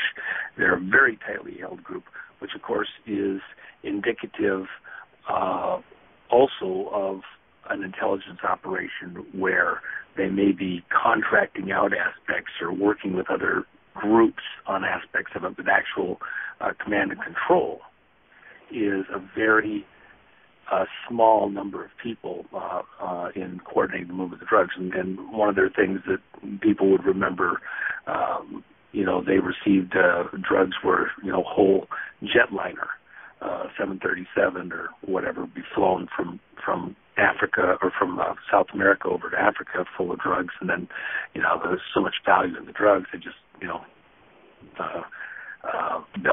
land the aircraft in and load the drugs off and leave the plane there to burn. But the arms coming out of West and North Africa and then going back over to South America, those arms are destabilizing governments in South and Central America and moving north and, of course, become a threat to us. Including even the gas weapons and other things. And if you'll also recall, it was through Mexico that the persons came to take out the Saudi ambassador a couple of years back. And so when people think that border, they poo-poo whether or not that's a threat with jihadists coming in to the country to do dastardly deeds. Remember, they were going to come in here and kill the Saudi ambassador at a restaurant in Washington, D.C. Right. So, this is a very, very real threat. And part of the problem, when we mention drugs or, Ebola takes out its victims very quickly. So if somebody has Ebola, within literally just a matter of days at the most, they show the signs of the infection, and they don't get a chance to infect lots and lots of people before they show that they're infected, and it's a little bit easier to quarantine. But there's other types of disease where the incubation period is longer. And as the incubation period gets longer, the ability for them to spread disease widely before it's suddenly detected, and then you can't corral it easily. That's a real threat. Well, if we look at these weapons, if we look at these gang members like a disease, when they come in but we don't see their actions immediately, then we don't corral them, stop that movement quickly, and it continues to spread and spread and spread. And then by the time that the first action by them is seen, it's already too late because they're so far and wide spread out. And their interconnectivity, command and control, they've got a chance to get themselves in place. And so that we haven't seen some horrible event happen quite yet isn't that it's a good thing. In some ways it's a bad thing because it means that the infection is continuing to spread and continuing to get a root. And when it finally does begin to show itself, we're far more vulnerable. And, this is so invasive what's happening to us. It's such a tremendous threat. So it's important, and like you were mentioning with the sheriffs and other people, the society operates on a very thin thread of civility. And as soon as you have just a handful of people taken out, others can't go do their job, and suddenly everything we know about our type of society collapses very quickly. it does go into some kind of martial law type situation, and our ability to, get back to some kind of normative state, it's going to take a very long time. So those are real threats. Yeah, I mentioned something about the Ebola incubation period. I had on my show Dr. Jane Orient, who's one of our top physicians here in Arizona where I reside, and she informed me that the incubation period for Ebola can be up to 3 weeks. Now, she said it doesn't always take 3 weeks, but it can be up to. Now, one of the things about pandemics that I've learned in my research, and Dr. Orient confirmed this, a lot of them, and you're kind of alluding to this, will burn themselves out. If you get to quarantine the people who are exposed early, then you can really kind of limit and you'll burn the virus out. The problem is there's multitudes of viruses coming in, and some of them are going to be carried by mosquitoes. In fact, Barb Peterson, who did some research on horizontal transfer of diseases through mosquitoes, this has now been engineered to make it possible. And in addition, you have air travel, and they're taking these illegal aliens and they're transporting them all over the country, either by bus or by plane. So you don't have to wait, like in the old movie Outbreak, where it starts on the East Coast and works its way west. It's going to be everywhere all at once. And well, I think that's also presuming, Dave, that it is a natural outbreak as opposed to an engineered outbreak. Yeah, I alluded to that with Doug and Joe in the first hour when I talked about my former FEMA contact, personal friend who went into hiding saying we've got stuff out there that could be released that will spread like wildfire and the world doesn't know we have it. Well, and the other thing, just as a very rapid aside, we know that we had the persons on MH17 that were going down to the AIDS conference, and one of the subjects that was going to be voted on and discussed was whether or not they were going to sign a document together stating that the AIDS virus was a genetically engineered, genetically targeted disease developed in South Africa, and say that it was man-made, and I suppose we'll never know the true facts on that at this point with all those people out. That just isn't going to come out. But certainly other things that are out there could be of a similar nature, similar threat. At the very least, this population coming in provides great cover if that was going to be done or happen out in the future. But, I was looking at the gang members as being really almost like a virus, just as a correlation, where they get in here and get a root and get their systems in place before the actual coordinated action begins. And I think it's similar to an Ebola. I mean, it's going to rip the guts out of the country. Well, one of the things that I looked at, and I used to teach military history a long, long time ago, is that the normal rule of thumb, it takes one soldier per 50 citizens to garrison a country, all things being equal. And I don't think the UN's going to be able to generate enough manpower early on to completely control the country. This is why I think you have to introduce pandemics and weaken a significant number of the country and reduce those numbers. But I think this is why groups like MS-13 are here. You'll have your blue-helmeted troops by day, and you'll have your terrorists by night going out and making political hits designed to preserve what's coming in.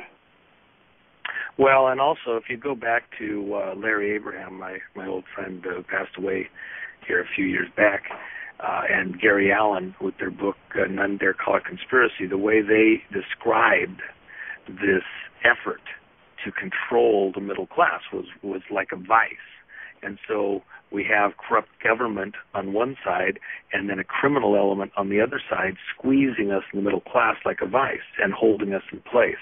And that's really, again, what's happening here. They don't change it. They're using the same old tricks over and over and over again. And this is, what we're talking about here. So I didn't want to intrude into the conversation other than I want people to be aware of this South American situation with the drugs coming north. And by the way, Raul Castro goes back and forth to Venezuela repeatedly and is pretty heavily, involved there with a lot of these operations related to the drug and weapons running through that Four Corners region, and that's been pretty widely reported by a number of folks. And this is not some, benign, low-grade activity that's been going on for a number of years. It's just now reached that point where it's become so critical because the swarm coming across into the country is so great, and our population, while they may be watching and activated, they're being, hands tied behind their back. You're exactly right. In a normal situation. I want to read something to you very briefly, W, before you go, that kind of validates the corridor into Europe connection here.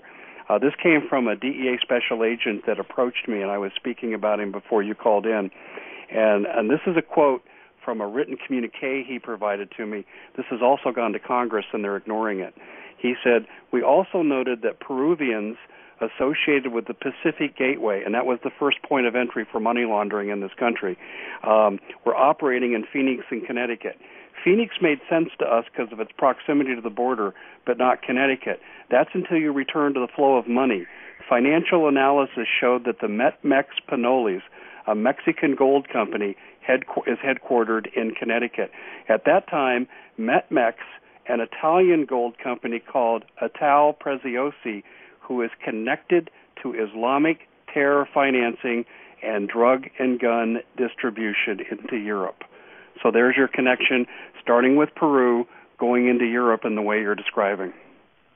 Well, and remember, people have forgotten now, or they just weren't awake watching this at the time, and a lot of the audience here is younger than we are.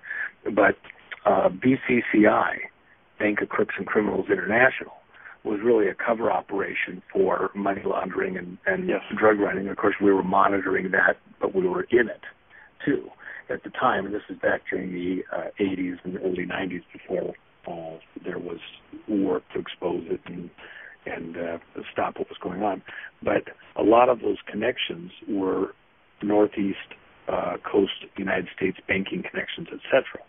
And so you had this distance in order to separate the banking crimes from the drugs and allow it to look like they were totally isolated or separate. And the other thing I'll mention, of course, going into Arkansas Development Finance Authority, as well as the other 9 finance authorities around the country, they were covers for money laundering. Of course, Larry Nichols talked about that back in the 90s pretty extensively, and a number of others. And that was where these state public-private state organizations, for example, Arkansas Development Finance Authority, would issue a bond, and the bond would be set up, by these law firms. In this case, Rose Law Firm, where Hillary worked with Vince and Hubble, Vince Foster and Webb Hubble, and they were writing these bonds that were then listed out of the New York exchanges, where the money would come in from South America and buy these bonds up that were subprime returns, and the only persons that would buy it would be, somebody that was a nut. It wouldn't be grandma, or it wouldn't go into your normal things. They weren't, AAA rated and things like that. Well, then who would loan the money out once it got into that agency? The only person, for example, in Arkansas that had signing authority was the governor. So the governor would then sign a check on these loans going out to a corporation like Tyson Chicken, and they'd get this loan money to expand their operations and create jobs and things like that. Or Parkometer, which was where the receiver mechanisms for the AR-15s to convert them into M16s were being made. Webb Hubble's son or son-in-law is my recollection, and things like that. So this was a money laundering operation being conducted inside the states with the governors involved, et cetera. They didn't know all the details. They just knew you sign here and give this check to those guys. It's pretty easy to be a pretty successful company if you get these loans and then you don't have to pay the money back. And, of course, that's what Larry Nichols talked about, that he was there inside ADFA. And all of these accounts where they were making these loans, nobody ever paid any money back. They never paid on their loans. The money went one way. Well, why? Because it was a way of money laundering, and no taxes were owed because it's a loan. And it went to corporations here in the United States, where are companies like Walmart located and things like that. And there was other states involved also. Well, again, this was drug money that was sustaining our system. Are you saying that Walmart got started, at least in part, with drug money?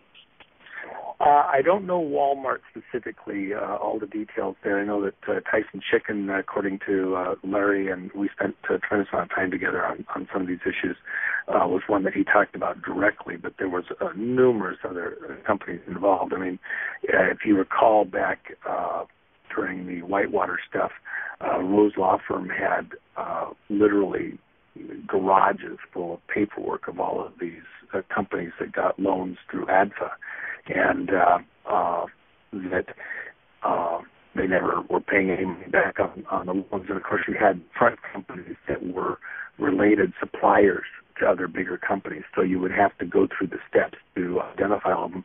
But, for example, let's talk about Walmart. You know, what was one of the things that happened when Clinton was in office? They, in the White House, they built this huge airport up there in northern Arkansas for Walmart to fly in and out of, and part of it was a FEMA thing. And so the assertions were on a number of people's part that, like Denver, we had all the operations underneath the airport, because when you're putting all that concrete in, you have the ability to build that other stuff underneath it. Nobody's, sees trucks kind of going with dirt and concrete and everything else, not even thinking what else was going on with it. And the assertion was that there's quite a bit more going on at Arkansas. So that airport, yeah. Capital Management Services, and you have Stevens Investments. And that's a great point. Stevens Investments, Stevens Investments there in Arkansas, at the time in the 90s, that was the largest off-Wall Street brokerage firm on planet Earth.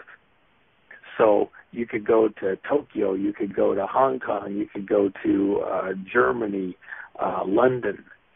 The largest off-Wall Street brokerage firm in the world was Stevens Investment. Well, in Little Rock, Arkansas, remember, Arkansas is arguably the 49th state economically in the country, and probably really the 50th, with a race going on between Mississippi and Arkansas. And then, we put a man in the White House from the least productive state, or almost the least productive state in the country. What's going on here?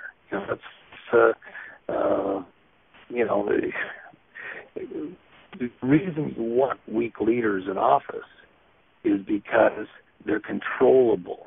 You want people who have bones that can be exposed if they have a problem. That makes them manipulable.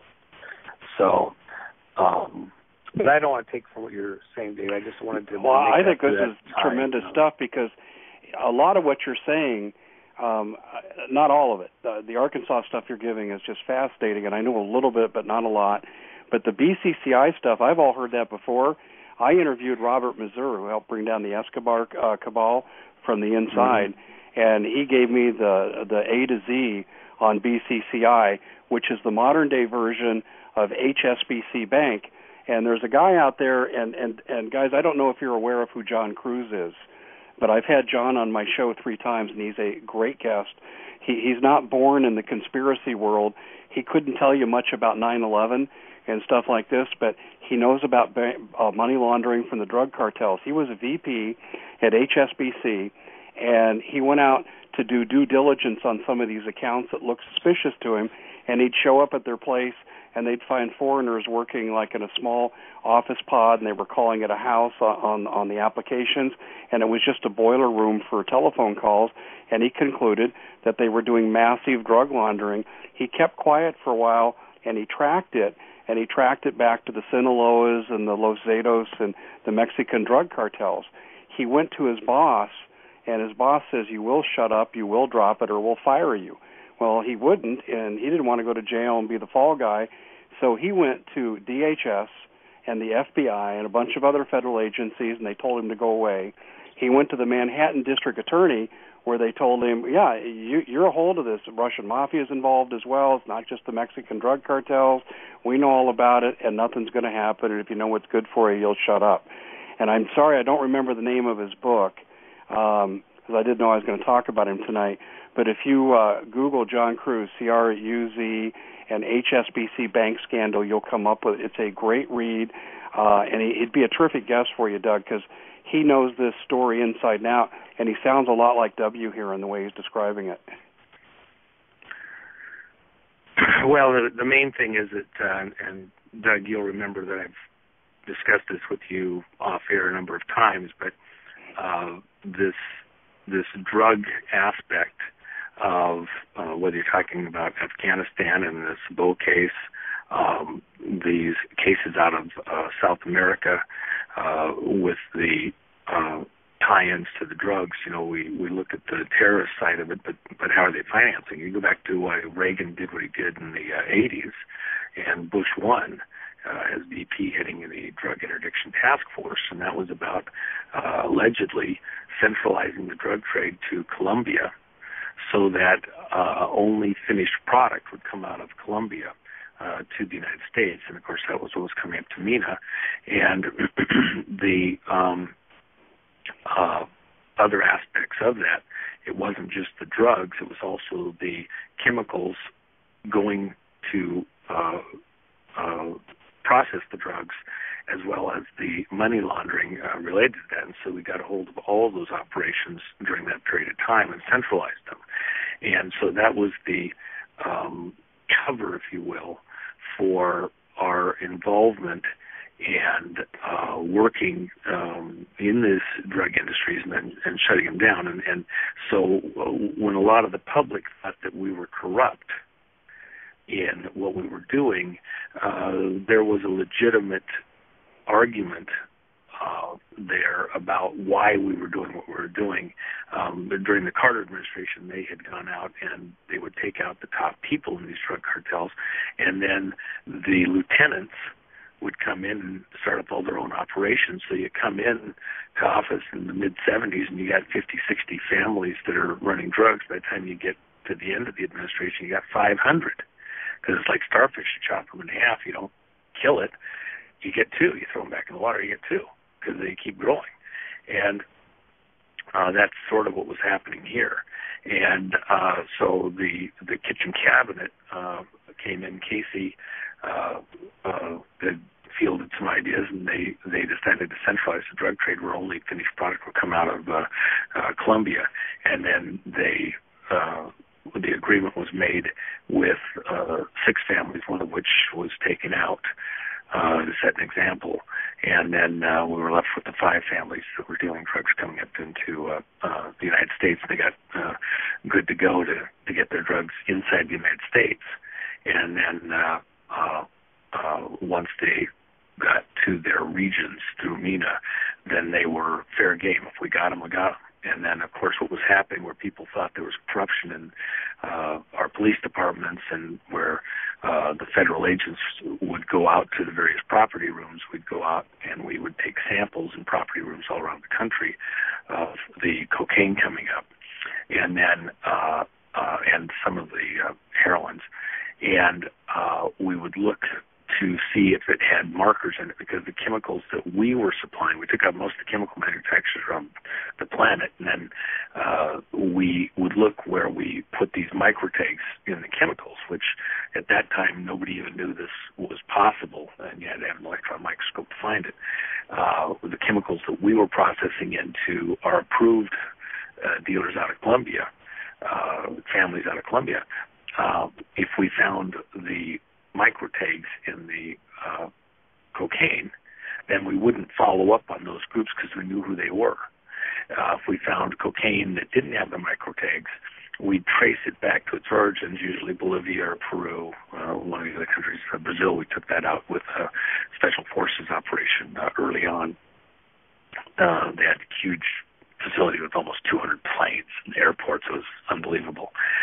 And but then when we'd find groups that were dealing drugs into the U.S., the finished product, then we'd give the information to the Colombians, who then had the very extreme reputation, and they'd go make them an offer they couldn't refuse. They either sell their paste to the Colombians for a set price, or they die, and they couldn't send finished product to them. So because we didn't have the stomach to go into another jungle war, we'd just come out of Southeast Asia, and the public just wasn't ready to be in any kind of a conflict, and we were being pressed like we are now, both by the Russians and the Chinese, trying to open up fronts against us by using drug money to overturn governments in Central and South America.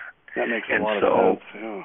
Yeah. So can I ask you something else along these lines before we leave this thought? Because you mentioned chemicals, and I want to read to you a brief statement from my DEA source, and then tell you what he told me verbally to get your reaction. He said, Peru is now the leading cocaine producer, 324 metric tons. DEA and all Peruvian police and military interdict 12 metric tons, which is the cost of doing business. It's only 3 to 5% of the gross. And then he went on to tell me, he said, what they do to try to elevate their drug numbers, he goes, they're not even taking 3 to 5%. It's an unabated trade. He said what they'll do is they'll stop trucks carrying the chemicals used to process the cocaine, and then they'll basically greatly exaggerate the amount of chemicals they seize. But if they get the chemicals, they say they got the drug. Have you heard about that?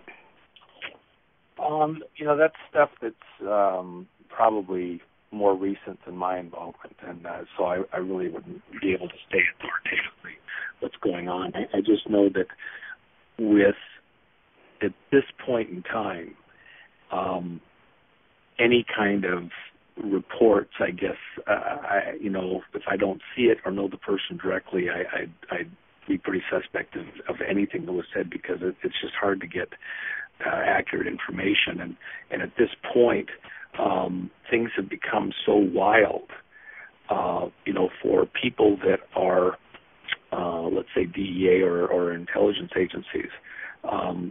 If they're good guys, they can't really talk about what they're doing. They're trying to do their job and keep their job and stay effective. But every one of them, if they're honest and they tell you the truth, they know that there's stuff that just they see every day, and they're just befuddled. They just can't make it equate with right or wrong.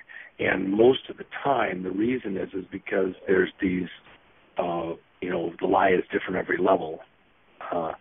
So there's other operations on top of other operations going on that they're supposed to look the other way, because they're not supposed to know that there's political reasons, there's other relationships further up that allow this group to survive, and that group has to be taken out because of the alliances. And the only way I would equate that is, for example, when we were pumping in currencies into the Soviet Union, the people that were tied to Gorbachev, we would give them currencies, do trades and exchanges with them, but they would not be the same as the Yeltsin people. Why? Because we were puffing Yeltsin and we were weakening Gorbachev, but we dealt with both groups. It's just that we dealt with one far more favorably, so over time, the Yeltsin people had more wealth and won out. But in order to not stick up above the radar, we were dealing with all of them, so that we could be viable, and that it wouldn't be obvious that we were picking one over the other. It looked like we were just doing trades with whoever we could do trades with. And the same thing with the drug stuff. There's a lot of times, in order to protect informants or connections, or, for example, with the banking, we took out all of the banking stuff that was of one type, and then we'd sift in contacts and relationships that ended up being back to, say, BCCI, so that we could offer them alternatives after, and a source that we might have filtered in, a contact that we might have filtered in, while we're puffing him, because he's the genius who comes up with the connection that gets him a banking thing where he can get his money laundered, safely. And so all of a sudden he's the go-to guy. Well, what's his real connection? He's got, intelligence agency connections. And I would use in part of that saying, look at Tom Hall down in Costa Rica, or Donald, excuse me, in Costa Rica. He is shown in the Tower Commission reports, during Iran-Contra, as this contact with intelligence agency contacts friend, and with underworld contacts and friends. Well, he was OSS in World War II. Come on. He's still operational. To say that he's just some guy that has a ranch that just so happens to have an airport on it that costs $17 million for the Army Corps of Engineers to build as an emergency runway, and that happens to be where the drug flights are being refueled and the cargo's checked and before they come north, and the guns go before they go south. It was an agency operation. To say anything else is just, it's not even sophomoric. And you can be in a room with people that are really important. Well, we don't really know that. Bullshit. Give me a break. That was done, overtly clandestinely almost. And we have lots of these operations where we have to, we have to be engaged at some level, engaging with the bad guys in order to have enough operational intelligence. And so we work with them. So, when you say all the guys in the banking side of it are bad, no. There's a lot of good guys in there trying to do their job, but somewhere further up the line it gets twisted back to, aid these people that really want to take out the country. It's like saying all the CIA guys are bad because they're, dealing drugs into the country. No, they're not. There's an operations that have been going on. They're trying to identify the bad guys, and sometimes you got to look like a bad guy and get in there. That's spy versus spy stuff. But at some high level, you can get somebody in the links in the chain who actually, for all the right reasons, we're doing everything just right, and then at just the right moment, they twist or kink it somehow to do something else, and it's like all that work, all those people trying to choke down the drugs to stop it, and then it gets twisted somehow, and next thing you know, we're raiding the bad guys. I know it sounds convoluted, but that's the way it works in that kind of a world. Dave? Comments? Oh, did we lose Dave? Joe? No, he's still here. Oh, okay. Dave, did you just take a siesta there, buddy? No, I'm right here. Can you hear me? Yeah, now we can. All right. Oh, I must have cut out. I'm sorry. What I wanted to ask too here and throw this out.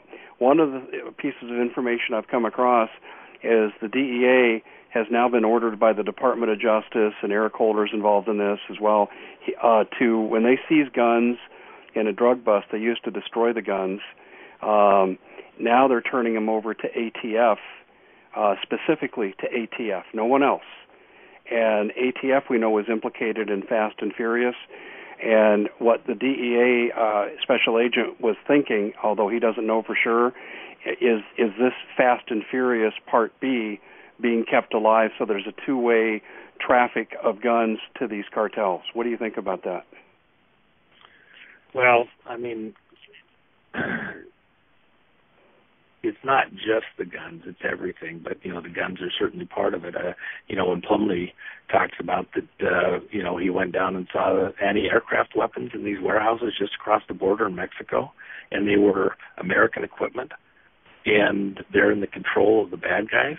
They're not in control of the Mexican military good guys. What's that about? And so, the light weapons are horrible, and they're going to kill people, but it's every kind of weapon.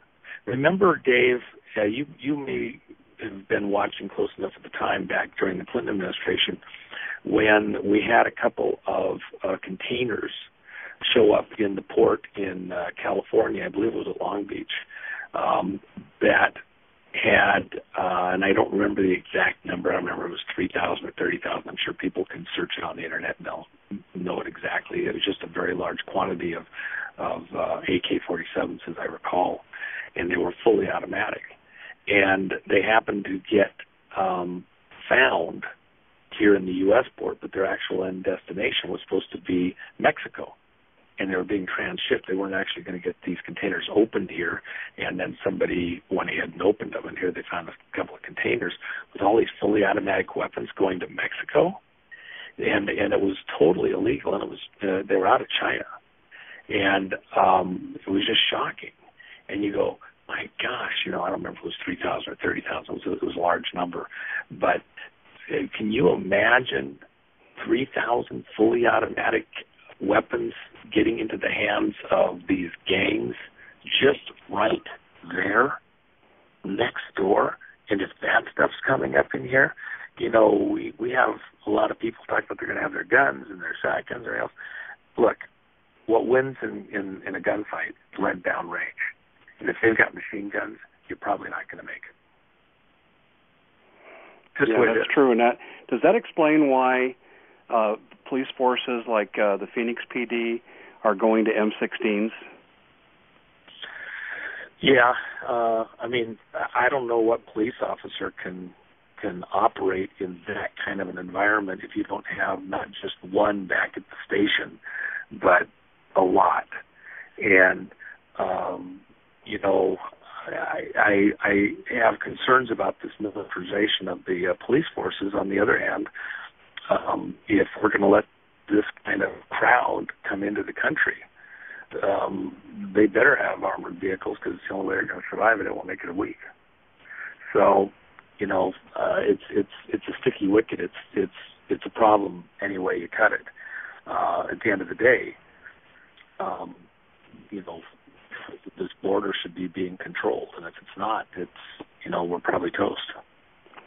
Well, just with the pandemics thing, here's what I've learned, and Dr. Orient knows the same thing, that when they were first bringing in these immigrants, they might have 100 in a particular facility, and if someone was shaking and had a fever, they would just put them on the other side, move everybody else over to the other side of the building, and put yellow tape down the middle and call it a quarantine. Well, remember the Godfather movie? And the Godfather comes over, and they look at him for a second or two, decide he looks a little bit questionable. They put him in an isolated room for a month. He doesn't get to come out till they've had plenty of time to see if he's going to actually manifest any particular thing. That's the way it was done when it was done correctly. And we're not even in the same world today. And so the risk to us societally, one of the things is, we're in the summertime right now, but in a few weeks, these caseworkers are going to be required by the way that our state laws and federal laws are set up to place these kids into an educational setting. Yeah, exactly. And that situation means that those kids are going to be placed in direct contact with all of the rest of the citizens' kids. Now, having raised the two kids myself, I can tell you, anything the kids get, when I don't have kids in the house, I don't get sick. When I get kids in the house, I'm sick every other week. Why? Because if it's out there, they bring it home. So you might not have seen what's about to come. Get to October and tell me what it's like. Get to November and tell me what it's like. I've raised that same point with regard, because federal law says you cannot discriminate against someone because of citizenship, so they're all entitled to an education. The school districts can't keep them out of the schools even if they wanted to. No. And they're gonna be walking them in there and requiring them to be in those settings. And then the parents, if you're going to try and homeschool or take your kids out or whatever, where are you going to move them? They're going to require, you're going to have a fight to the moon. And at some level, the only thing I'll also add here, and it's a little bit of an aside, but it goes to what's really happening in the country. It's the feds, the federal government, forcing certain things onto the people, the citizens, that are contrary to their interests. And at some point, the breaking point is when leaders in some of these states say no and hell no. And the citizens force that kind of response by those leaders. or communities. Even if the governors won't do it, the communities will. I think it's going to reach that level, and it's going to be a question of if they're able to force their will on us adequately to get what they want done. And I think they're going to get pretty heavy-handed to try and keep that going. And, of course, the dollar thing is when the Fed breaks down, and then you go into some kind of regionalization and fracture the country, shatter the country, because that's what holds the country together right now. If it wasn't for the federal money, then all you have left to entice, it's the carrot and the stick. So right now they have money they can throw at you. If they haven't got that money, if the dollar goes through some kind of chaotic, disintegration, or is greatly weakened, the ability to print it endlessly, then the only thing they have left is the power of the gun and the fist. And so at that point, whether people are going to put up with it or go along with it, even to, your kid has to be in school, and there you go. The states will try to back that up, but some states maybe more so than other states. And I think that's where you get into this fracturing of the country, dividing of the country, which is ultimately what the plan is anyway. Because if you go to more of a state type thing, a regional thing based on trade, then your Constitution, what's your Constitution mean? Either you got the feds there or you don't. If you don't have the feds there, you don't have a Constitution. You may have a state Constitution, you may have other things, but it becomes very dizzying, disorienting, and I think it's a different world then. Are you familiar with the concept reconquisted the Aztlan? Vaguely seems like I've heard of it. I can't say that it's let me just, and I wrote an article about it, and I wasn't trying to suggest that it's going to be a literal implementation. I think it's probably more symbolic. But what Aztlan is, it was the creation of Mecha, and Mecha at that time was being underwritten by La Raza, and this goes back to 2003. And what they called for was taking away parts of parts of 8 states in the Southwest and all the way up the seaboard into parts of Washington State, and creating a new land in which the European Americans would have to leave, and this would strictly be a Latino situation. Native Americans would be invited in as well to share, and it's their land by birthright that supposedly the United States stole from them. And what's interesting, though, even though that sounds like it's an idealistic bunch of nonsense promoted on a college campus by students with nothing better to do, Mayor Villagrosa out of Los Angeles has endorsed the idea. Well, let me tell you something that happened personally with me. I was with friends, a name that every person in the audience would know instantly. And we happened to be in a home office, and he had a window cracked open because we were, cooling the house down. It was early in the morning. It had been a hot night. His air conditioner unit was out. And so we were waiting for that to be serviced, and we were looking at some stuff. And we were both reading, so we weren't talking. We were just quiet. And the pool guys come by to maintenance the pool. And so they're just outside the window. I'm busy reading something, not even thinking anything of it, and they're talking. And they don't realize that I, speak Spanish and understand a little bit of it, just from my work in those years. And so these guys are talking, and the one guy is right outside the window, and he's telling the other guy, I really like this place. When we take over California, this is where I'm coming. This is my house. And I was just shocked. And I thought it was kind of a joke at the time. And then the other guy comes over, and they have another helper, and they're picking which houses they want and why, and how they're going to take them out. Wow. And it was like, wow. And they just didn't. They thought they were having a private conversation just outside the window. And that mentality exists out there. And I think that this is part of the reason why I think it's important that Doug is having the detective on Monday to talk about the Eugene Wayne Edwards. Edward Wayne Edwards. Yep. Yes, and because we as a people, we try to project how we think, how our society works. Even if it's got problems, etc., we project onto the people around us our way of thinking. And that, even though we might entertain a pretty bizarre thought here or there, for the most part, we understand there's rules to the game and there's certain order and lawfulness that has to happen or else nothing works. And so we think of our life and our society within the context, if somebody does something bad, I'm calling the cops. If something goes wrong, a judge will fix it. If we need to change the way things are going on, we can change who we vote in office, etc. But there's certain people out there who look at us like sheep to be sheared, the flim-flam man and things like that, these banking people, for example. But there's another element where there's a pure evil out there where they look at us as so stupid that we deserve to be clipped, murdered, destroyed, whatever, and they look forward to every opportunity to do that. And that's part of what my concern is.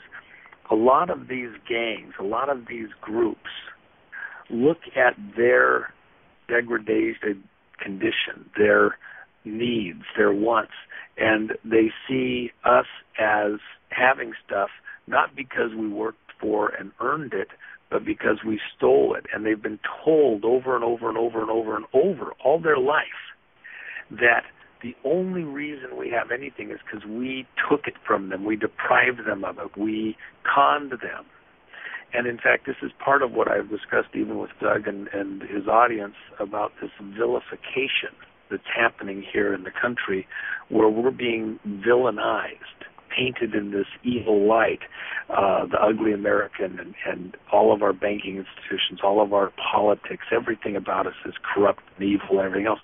And it's creating a mindset from all these different groups, be it the jihadists, be it our Russian opponents, our Chinese opponents, these South American gangs, etc. They're all being taught that we somehow deserve to be destroyed, that we have brought this upon ourselves because we have caused their pain by our actions and how we've conducted ourselves. And so they'll feel very righteous indignation, justification to come do whatever it is that they want to do. It's a different kind of vengeance. Think of how we were pumped up that because of 9/11, we're going to go get Saddam, we're going to go get those people in Afghanistan, waving the flag, righteous indignation, we're coming to get you. And the whole country gets rah, rah, rah, okay? Well, these people are getting the same kind of cheerleading, and it's under the radar for most Americans. They do not understand, and they haven't dialed in the magnitude of the evil behind it, because they haven't personally ever looked evil in the eye. They don't have the fear in them yet, and it won't be until they're facing it eyeball to eyeball that they suddenly get it, but it might be too late. And right now is the moment to dial it up and understand we are in a fight for our lives against pure evil. And these people, while they individually, some of them are, just that pure evil, collectively, a lot of them don't even understand how they're being driven, just like we as a country. We were being rah-rah-rah'd up, and we, chimed in because all our neighbors were chiming in because it was what you did. But all of a sudden, now, Doug, do you agree with that today? No, you've changed your mind. You've understood that maybe it wasn't what you thought it was at the time. And a lot of these people would be in the same boat if we had time to explain stuff and educate them. But it's like a dog with rabies. If you go out into the street and there's a dog with rabies and it's foaming at the mouth and it's, Cujo and it's all killer dog, and you go, nice puppy, oh, you're sick, oh, I'm going to help you. That dog could kill you. One bite, it could infect you. It could kill your children. It could kill your family. It could make them seriously ill. It's not that the dog was evil by itself, but something horrible happened, and it now is dangerous. This is what we're really dealing with a lot of what's coming our direction, because we are dealing with people that have mentally been dialed up. They're infected in a certain way mentally, and we're going to have to face that. And I've heard that told to me. I've heard that told to me by the Border Patrol agents who encounter these MS-13. He said they're told to process them as anybody else, but he said we'll ask them about their background and what they did, and they admit to torture and murder like it's just going to get a pack of gum at the convenience store. Yeah, because that's part of the problem. See, you have people, when you have somebody that's been. I had a friend who was in a South American country, and another name that a lot of your audience would know. And some gang members thought that they probably had gold in their house because he was in part owned operations of gold mine, a very large operation. So they came in. There was like 20 of them, took control of his household, where they had about a half a dozen people. And they're searching the place for all the gold, and they're going to rape the women. They're going to, do all sorts of horrible things to the guys so they get the gold. And the guy's like, we don't have gold here in the house. We own stocks and shares in the mines. But those people, they had no clue. They didn't even think that way. They just know that these are gold people, and you couldn't talk to them. It wasn't until they promised them that they would go to the bank and get a bunch of money out. While they held the rest of the family hostage, that they were able to, get a situation where they got out of it, and it fortunately worked out. But they fortunately had time to educate these people to a level and work a deal. When people are desperate and they think a certain way, you think you're going to have a logical conversation. A lot of these people, they're not stupid, but they're not smart either. They're a different kind of smart, and you're trying to have a conversation, an IQ 130 conversation with a person that because they're sniffing paint and they're chewing on coca leaves during their developmental years, they're, at a 95 IQ. And they just don't have the mental tools. If you're going to try and have a logical conversation with them, and again, I'm not saying, I feel as a Christian, as a human being, horrible for these people, but they are being used as a tool by others who have a whole different plan, and they just happen to be using these people as their agents of opportunity to accomplish other things that they want to do. These poor people, they don't even realize how they're being used. Dave, if I can interject here, Dave, you've done a lot of research on this. Do you have any questions for W about your research, your findings?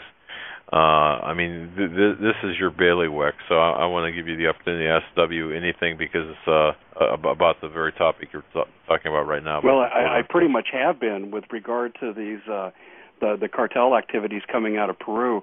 W, one of the things that I was told too is that it's the Peruvian military that's absolutely controlling this. Do you know about that? Yeah, that again, my history there is quite a bit further back, but it's kind of classic that in all of these locations that just like with Mexico, you have a good side of the military and a bad side of the military. It doesn't matter if you've been going to Italy with the police and the military there. Anywhere in the world you go, you got even in our own country, you got a good side of what I call the front office CIA, and you got a back office CIA. So that would wherever the guns and the money are, political or corrupt, you're going to have people in there that are good or bad guys. I don't have current knowledge there, and I think that Doug had a couple of contacts that had better stuff. I can give you some names that off there that would be great guys. Yeah, I definitely want to get that. Conversations. The other thing that I've come across in my own research, and I've gotten some validation from this DEA source and one from someone who was formerly in the FBI. I made this statement to both of them. I said, where you find drug running today in the world to raise money to support gun running for regime change and use terrorists, you're also now finding child sex trafficking, and it's even more profitable than that. What do you know about that? Well, I've heard you talking about it, and I maybe off air we should talk on that separately. That there's a real aspect to that, but it's probably not stuff I want to talk about on air for the time being. And there's for reasons that you'll understand when I talk to you off air. Okay. But, I'll throw out publicly what I know is going on just in this country, and I'm covering this case, the Monica Wesolowski case, trying to get her kid back from Virginia CPS. She's a State Department employee with a security clearance, and I think she was politically targeted. And without going into the details of the case, as this got popular starting in early May, I've been approached by so many whistleblowers. Two of them are ex-Virginia CPS workers, and what I've learned from them, as well as one in Texas, is that there are corporations and institutions like the CIA or elements of the CIA that are fronting foster parents going into a location, and when they procure enough kids through the foster arrangement, they just disappear with the kids. Now, the confirmation I've got from this on the CPS agents is that they pay these foster parents to watch these kids, and as a consequence, when they're not there any longer, the checks bounce back. And I said, well, surely you go to the FBI and report them as missing or kidnapped or something. And they go, no, we effect one or two attempts at payment again, and then we just move on.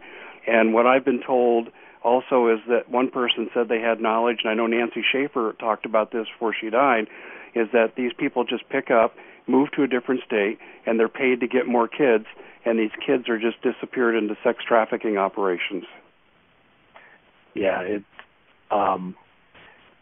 I will say this, a lot of what's coming on us as a country,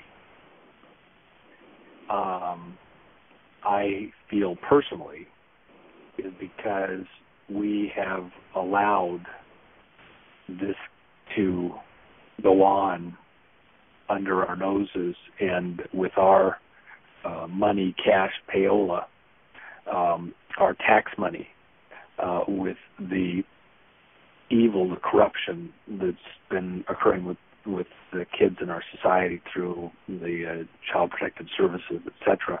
And, you have to remember that to the 90th percentile, maybe higher, the people in there are great people trying to do very, very difficult work and to help kids. They get into it because they want to make a difference. They want to help.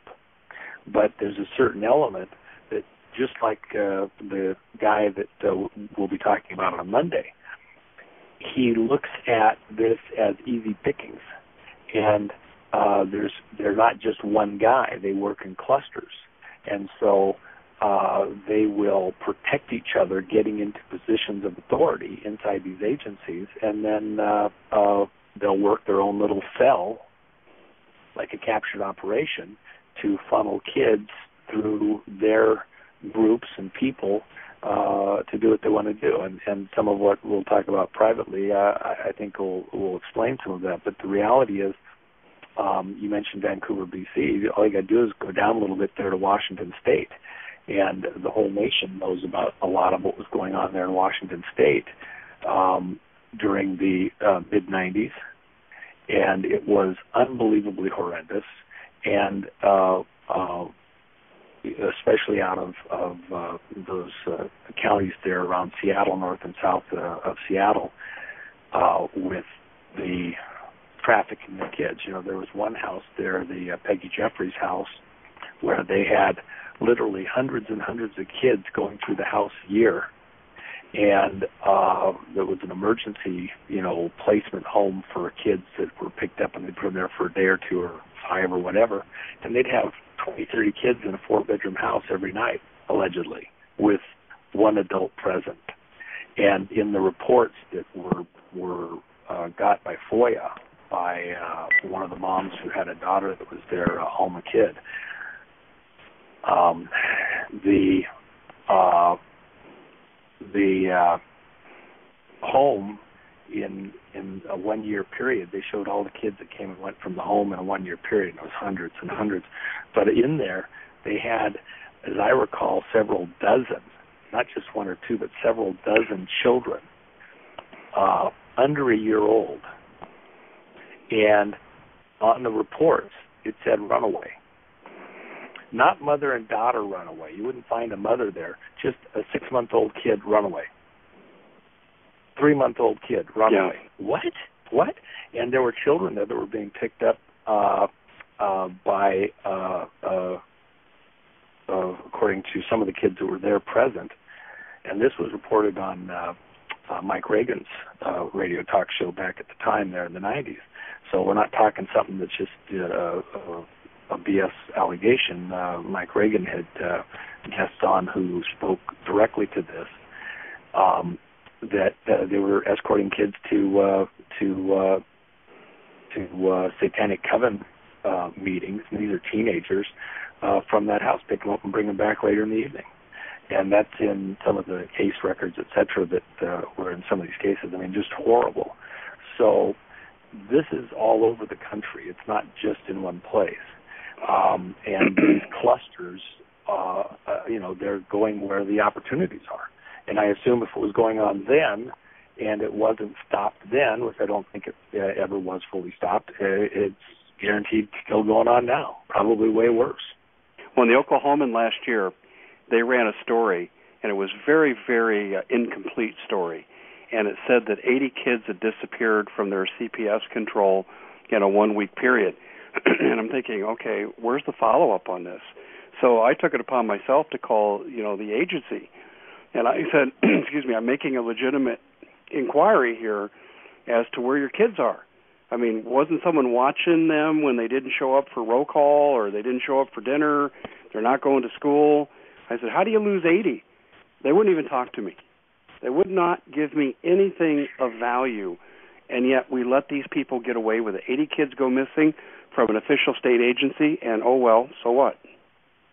Well, and again, part of the deal is they're protected by all the privacy laws and stuff like that, which they'll use to their advantage when it allows them to skate free. But flip the tables over, and if it's your kid and there's the slightest thing, they're right there to, take you out whatever way they feel like. And of course it's all based on these federal mandates and federal money and matching money that directs how the programs are operated. Most of the stuff that you see that's going wrong is somewhere related to federal money. For example, in the cases that you're dealing with, I believe that you're going to find, if you probably haven't already, that in most of the cases, the kids are somewhere determined to have some kind of a special need. Oftentimes they're supposedly coming out homosexuals, and so they're special needs kids because they need special counseling and care and protection as they do that, or there'll be medical issue of some type that makes them a special need. Well, then they get a tremendous amount more federal money. And then there's also these various trusts that are out there, for example, kids whose mothers were exposed to chemicals and were born premature. There's Webley money out there from the Webley Trust. There's other things like that out there. And so these agencies will then, CPS, the attorneys will then go out and tap those funds in order to support these kids. Well, what is it really? It's a jobs program for state workers. It's a jobs program for these state agencies to increase their footprint. and increase their numbers, and they get all this matching revenue, et cetera. And the more kids you have, the more money you get. And it's not about managing and helping the kids as much as it is about getting more and more revenue from whatever source, and then passing the kids around to your friends. Get a sex toy and get paid for it. So yeah, but it's really dangerous to look into this too, and I want to point that out to people. I've had my own run-in where I was writing about this, and people started to surveil my family and let me know the information they had on them, and that caused me to do a strategic withdrawal for a few days.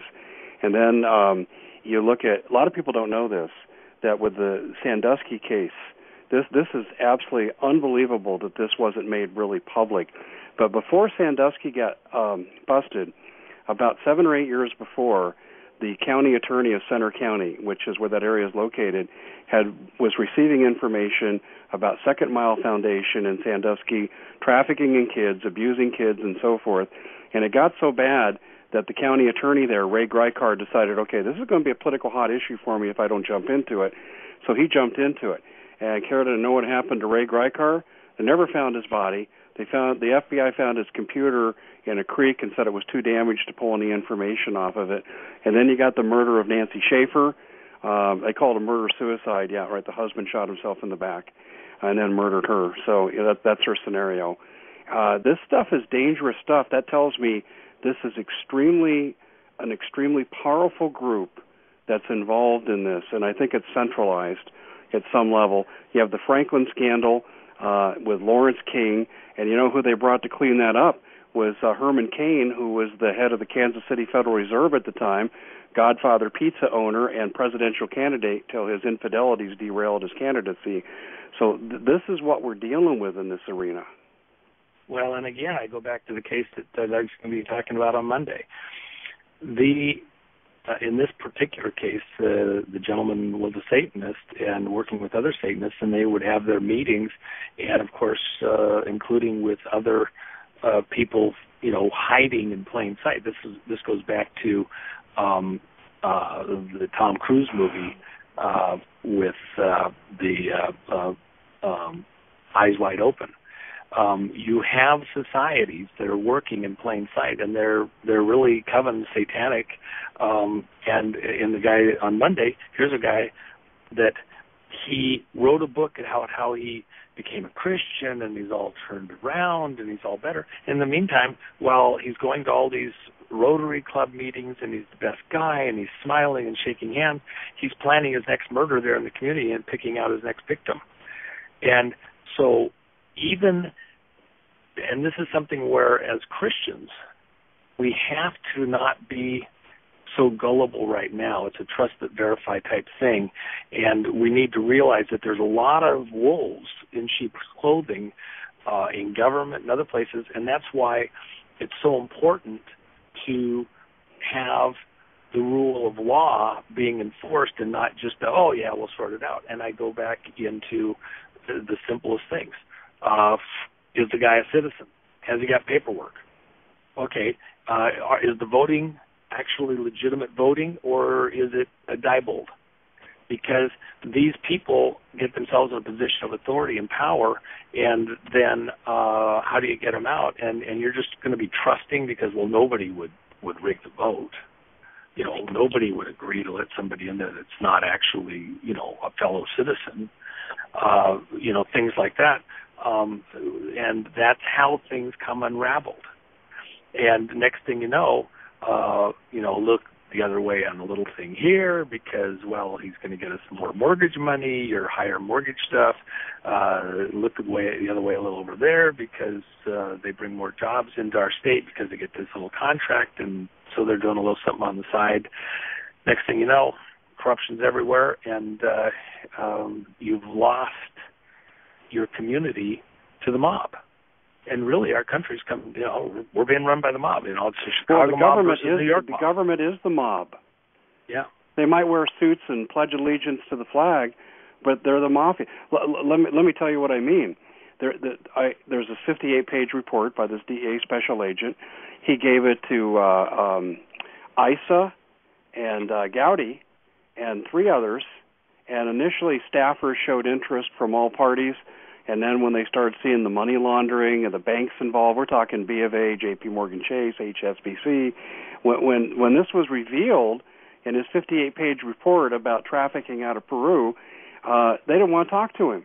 Okay, well, if you're elected to represent us and you're not willing to take the report of an active special agent of the DEA saying there's corruption, then you're complicit in the corruption. That makes you a member of the mafia. Mm-hmm. Well, again, sins of commission, sins of omission. The reason that we're in trouble at so many levels is that we have allowed so much to get by us as citizens because, in part, we are so busy just trying to pay the bills and keep the mortgage paid and do the work. And so both the husband and the wife are working. And, when I was growing up, you were growing up, there was moms home in every house on the street when you came home from school. And if your mom wasn't home, one of the other moms was home and knew exactly what was going on with all the kids in the neighborhood. And but as we've gotten more and more to where, everybody's busy doing something, racing to and fro just to pay the taxes and just to keep food on the table and keep the mortgage paid, there's less and less ability, time to go out and go to the PTA meeting, to go to the city council meeting, and to actually pay attention to what's actually going on. We've entrusted other people, and these other people haven't always been trustworthy, or they're good people, but they get in there, and next thing you know, in order to get along, go along, keep the ball moving, and sort it out, they agree to things that they might not otherwise accept. Well, it's going to bring this in or that, and they're enticed into an agreement. And next thing you know, it's not working the way we planned because government's doing everything. It's going a direction that is not healthy. We're a captured operation at this point in time, so captured that I don't know that we can reel it in time. And now this, infection is going, viral in such a way that, it could take us out. I had a very good friend years and years ago who got a strep infection, and it damaged her heart muscle, and at 33 years old died of heart failure. And yet was healthy all the way until got this strep infection. We could be relatively healthy. We get this infection of these people that don't think like us getting too spread out through the country and who have a different plan, and they take out some of the key ways we work and interact and disable them, intentionally or unintentionally, just by weighing it down when we're already in a weakened condition on so many fronts societally. And next thing you know, it could be fatal to us as a country. And I think that that's what we are collectively feeling in this type of an audience, that we are in serious imminent danger. It's not that it couldn't be turned around, and it's not that it's if we were healthy as a country, if we were healthy as a people, we could fight off the infection. We could overcome it. We've done it lots of times before. But there's a certain point where your immunity level and your nutrition level and other things have dropped to some critical low, and then if you don't treat it quickly enough, just like with her strep infection, she didn't realize she had a strep infection. She just thought she had a bad cold. And it was something different than what she thought it was. Everybody's had a cold. She had a cold. She had a sore throat. But then suddenly she realized too late that it was far more serious than she understood, because she misdiagnosed the symptoms. And once they found out, the damage was so extreme, and then she was not quite strong enough in the rest of her corporal body to sustain and to make it through that. And that's where I'm saying right now, we as a country are in an exceptionally weakened state. The only other thing I'd add, though, is that George Washington talks about this third conflict that he saw for the country, like the second, which was the Civil War, another Civil War, but at the end of it, all the great cities in flames. No one left save the countryside dwellers. And I think that that's what, your FEMA friend and others are talking about, that, when society comes unraveled, the hardest place to be is in the cities. And that's the story of the Mayans. I was down in the Mayan ruins years ago, and we went to a pyramid that had only been discovered by satellite. We were some of the very first people there within weeks of finding it in these satellite images, still out under the undergrowth. And some of the local Mayans who had learned to speak English in order to talk with us tourists, they'd learned it only in a matter of months. It was amazing. So they were not read into so much that we are in the Western culture. So I had what I thought, uncorrupted conversations. And one of the things, why did the Mayans disappear? They said, well, they didn't disappear. We are the Mayans. But there was a time in their history when there was a great famine, a great drought that caused a famine in the cities. And so the people just agreed to move and spread out into the jungle, away from the cities, because they just couldn't all live in one place. And that's how they survived. They just spread out, and they abandoned their cities. And at some level, unfortunately, if we are unable to sustain living in this highly collective environment, which requires that we be able to work together, that there be utilities, that there be sewer systems, that there be traffic lights, that there be trucks that can bring the food in and pick up the waste out of the city. Think of New York back when the power went out in the 60s, and or a garbage strike or something like that. If that collective infrastructure fails for whatever reason, an EMP, a virus where you don't trust to go out and interact with people, the trucks don't run from a grocery store, threats from gang members, or all of the above, terrorist acts, all of a sudden, we as a people cannot function in this highly collected, centralized structure that we have here in our country. What makes America, this business-type arrangement, ceases to happen, and the only way to survive is to spread out. Gentlemen, let me just jump in here, because I've got about a half a dozen emails just in the last 15 minutes, and probably 40 more before that throughout the day. This is a question for both of you, if you don't mind answering this. Dave Hodges first. This from Helen, as well as I said, probably 4 dozen others, but this from Helen, first to Dave Hodges, then to W. Jim Garrow came out on Facebook today and said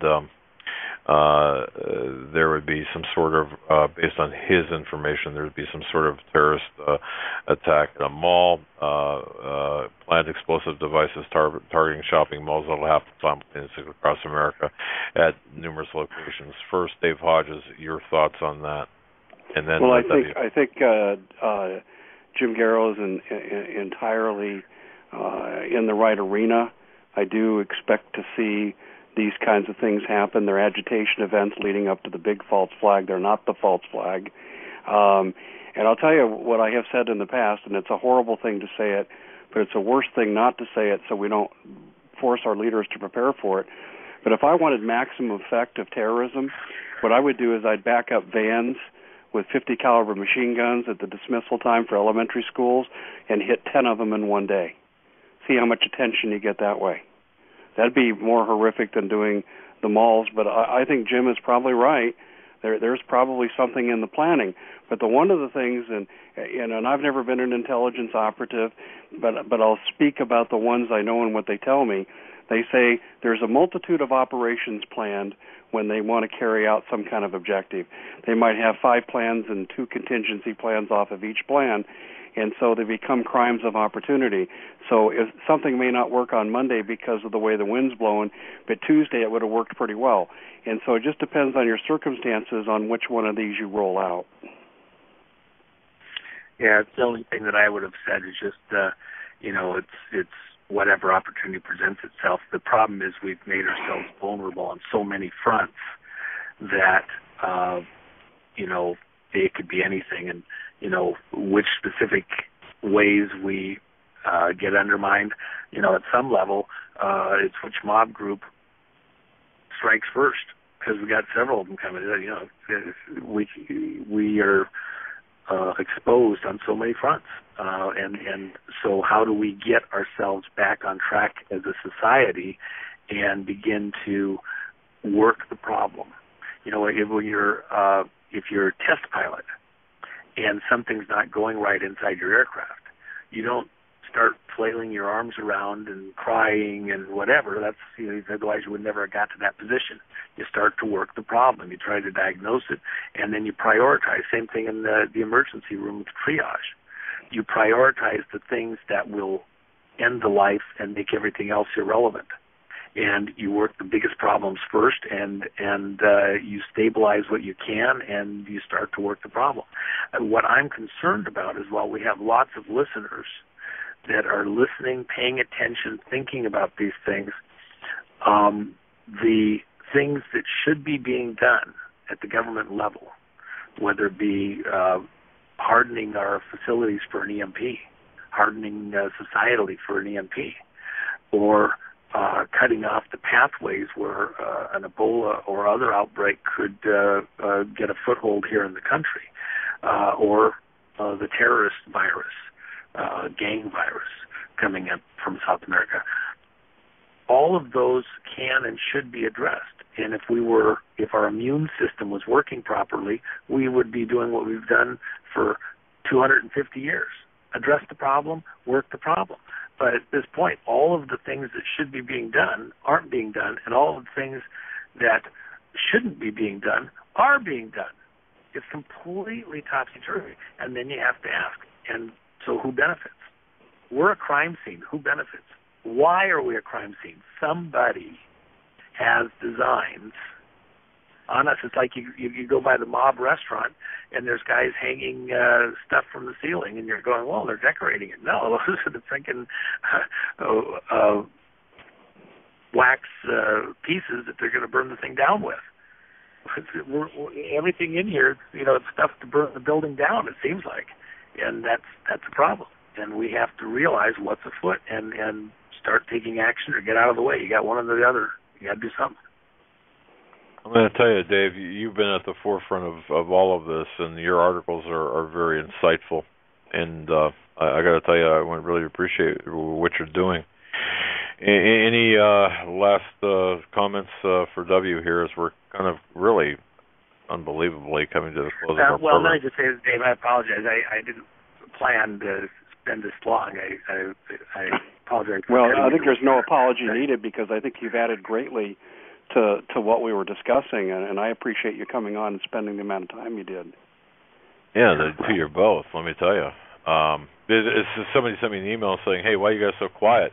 Well, when two intellectuals are discussing, it's good to know when to keep your mouth shut. I got to tell you, that's flat out. I learned a lot of listening, and I hope, I know our audience did too. Well, closing comments for you both. I mean, W, we'll cut you loose first. Your closing comments. Well, I mean, I think I said everything I need to say, and your listeners know that, I pop in and out from time to time. My main concern is that if we're looking for leaders to come out of the woodwork to save the day, some Superman politician or person to save the day, the one thing I think we have to remember, for example, Trey Gowdy, he's a real firebrand, and he's made it clear that he wants to go after all these people. But you know what the problem is? He's got to work inside of a system where even the people that are put in there to help him to weed out, to figure out what they're going to do and how they're going to ask the questions and who they're going to ask the questions of, a lot of that is screened and done for him and offered to him. And so what happens is that he may or may not be fully aware of it, even when he is aware that the screening is taking place. It's within certain limits.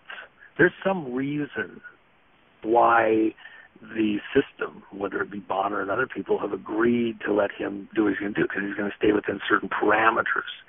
So if you think you're going to get to the whole truth, you might get to a truth. The question is, how far into that truth are we going to get? So we talk about, Benghazi. Well, if you don't get to Syria, you didn't get to Benghazi.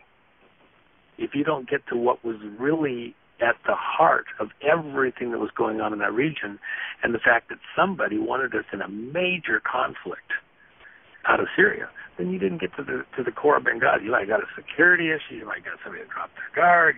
Might have got a little money that should have been spent here, and some money that didn't get spent there. You don't get to Syria, you didn't get anything. That's the way it is. The fix is it.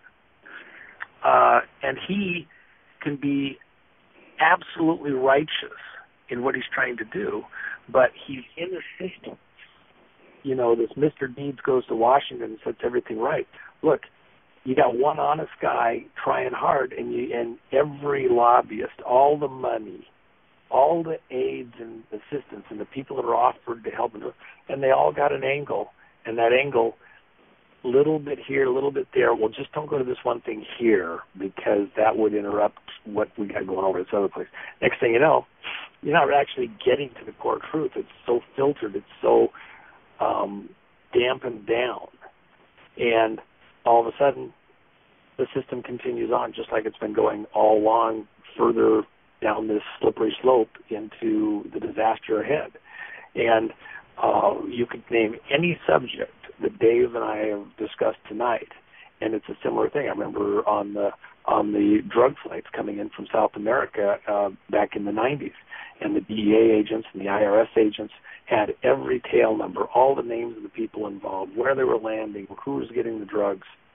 Incredible case that they put together. So the Senate's going to get to the bottom of all of this corruption happening in these southern states, and the stuff coming up out of South America related to Iran-Contra and way before Clinton got in office.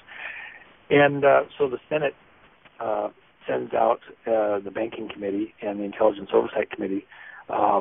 Both require all the hard copy documentation from all the agencies and agents involved so they can do their investigation. They want all the original documents. Well, David, if you're going to go into court, and Doug, you need your original notes, your original evidence with your initials on it in order to testify and have your testimony be accepted.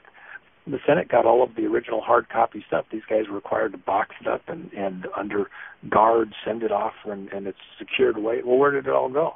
It went right next to the Ark of the Covenant in the Indiana Jones warehouse. Did anybody ever go to jail? Did anybody ever, the only guys that got dealt with were offed, like Barry Seal. The crimes got addressed because people got offed, like what you were talking about with these other folks, Dave, and that's the problem, because they allege they're going to go stop the crimes and get the bad people, and they get all the evidence, and then it suddenly stops. It goes into a black hole, and that's our situation right now. It's like, simple question: where's the birth certificate, the real one? And you can't get to that. So if you can't get to that, what about the illegal voting? We're about to have another election. You think you're going to trust the outcome of this coming election? Really? Did they stop using Diebold voting machines? Give me a break. You're a captured operation. Amen. You should be fearing for your family's well-being, your nation's well-being, and it's not going to get fixed because one politician comes to the rescue, because there is no one politician that can come to the rescue. If he shows his head, if he pops up, the nail that pops up gets hammered down. That's the problem. And the people coming to the rescue, you'll have 8 or 10 guys that are absolutely good guys, and their credibility will be used by 2 or 3 that are in there to manage the problem and identify anybody that's trying to take it off subject or go someplace else, and then they'll marginalize them and take them out and find a way to do it so that the investigation won't go these other places. And the other guys, their credibility is there at the table, and they're like, well, they must know what they're talking about. And I can tell you right now that it's scary when they don't know even some of the most basic aspects, and they're going to run the country and things that are core things to how our country evolved. A lot of your listeners know more about what's happened to get our country to where we're at right now than people supposedly that are in places in the know. They're in Washington, D.C. that have got the high-paying jobs and been there forever because they know everything in a very protected way within their circle. They only talk a certain way because that's the way they all know and agree to talk. That's the way it is. They do the secret handshake, and everybody agrees not to go these other places.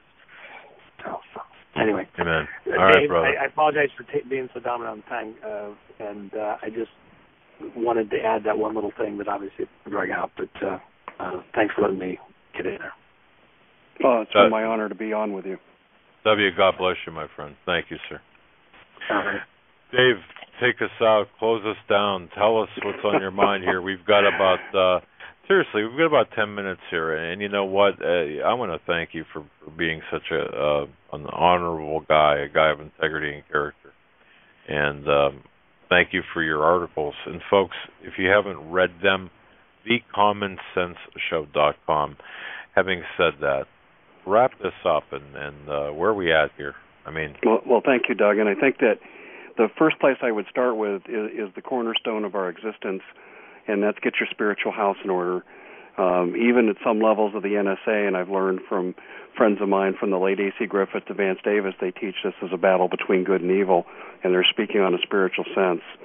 And so this means that someone in that house that you live in needs to become the spiritual leader of that house and get everybody on board with what the true truths are in our world.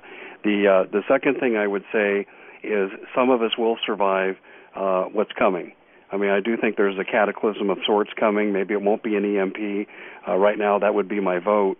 But you need to do the normal prepping things, and that doesn't guarantee survival. It's like exercising and eating healthy. You might live long, you might not, but give it a shot. The third thing is more of a daily, have a family emergency plan kind of action. And let me tell you what's going on in the schools here in Arizona, and then lo and behold, I found it out it was going on all over the country. Last year, the Arizona Department of Education distributed to all its public schools and institutions, universities, community colleges, a questionnaire for each employee to fill out. And the employee was supposed to acknowledge what their skills were. Now, some of these things, in the event of an emergency, you'd want people to have. These were legitimate questions, such as, can you do EMP? Can you do emergency services, medical services? Have you been a nurse? Do you know how first aid? Do you know how to do a triage of a casualty situation? Can you repair an electric circuit? Because if you were stuck at a place for a few hours or a day or two or three, these would be good services. Then they got into some stuff, Doug, that was just frightening. Stuff like, do you know how to handle these advanced construction materials? And they would just spell out what they were. And some of this stuff, I'm not in the construction industry, but my brother-in-law is. And I went to him and I said, Joe, what's going on here with it? He goes, they're looking at building buildings with barbed wire and fencing. And this is a document, and I found out that it actually came out of DHS initially. It's about building your own FEMA camp on a school campus. I kid you not. Man. It's just, in fact, I went and I compared what they were asking to what was in that 2011 Seifert memo from KBR that I alluded to earlier in the show, and it was a pretty close match. So the schools are doing what the government tells them. Most of the school employees are headed by great administrators, good and caring school board members, and the teachers, most of the time, are pretty darn good.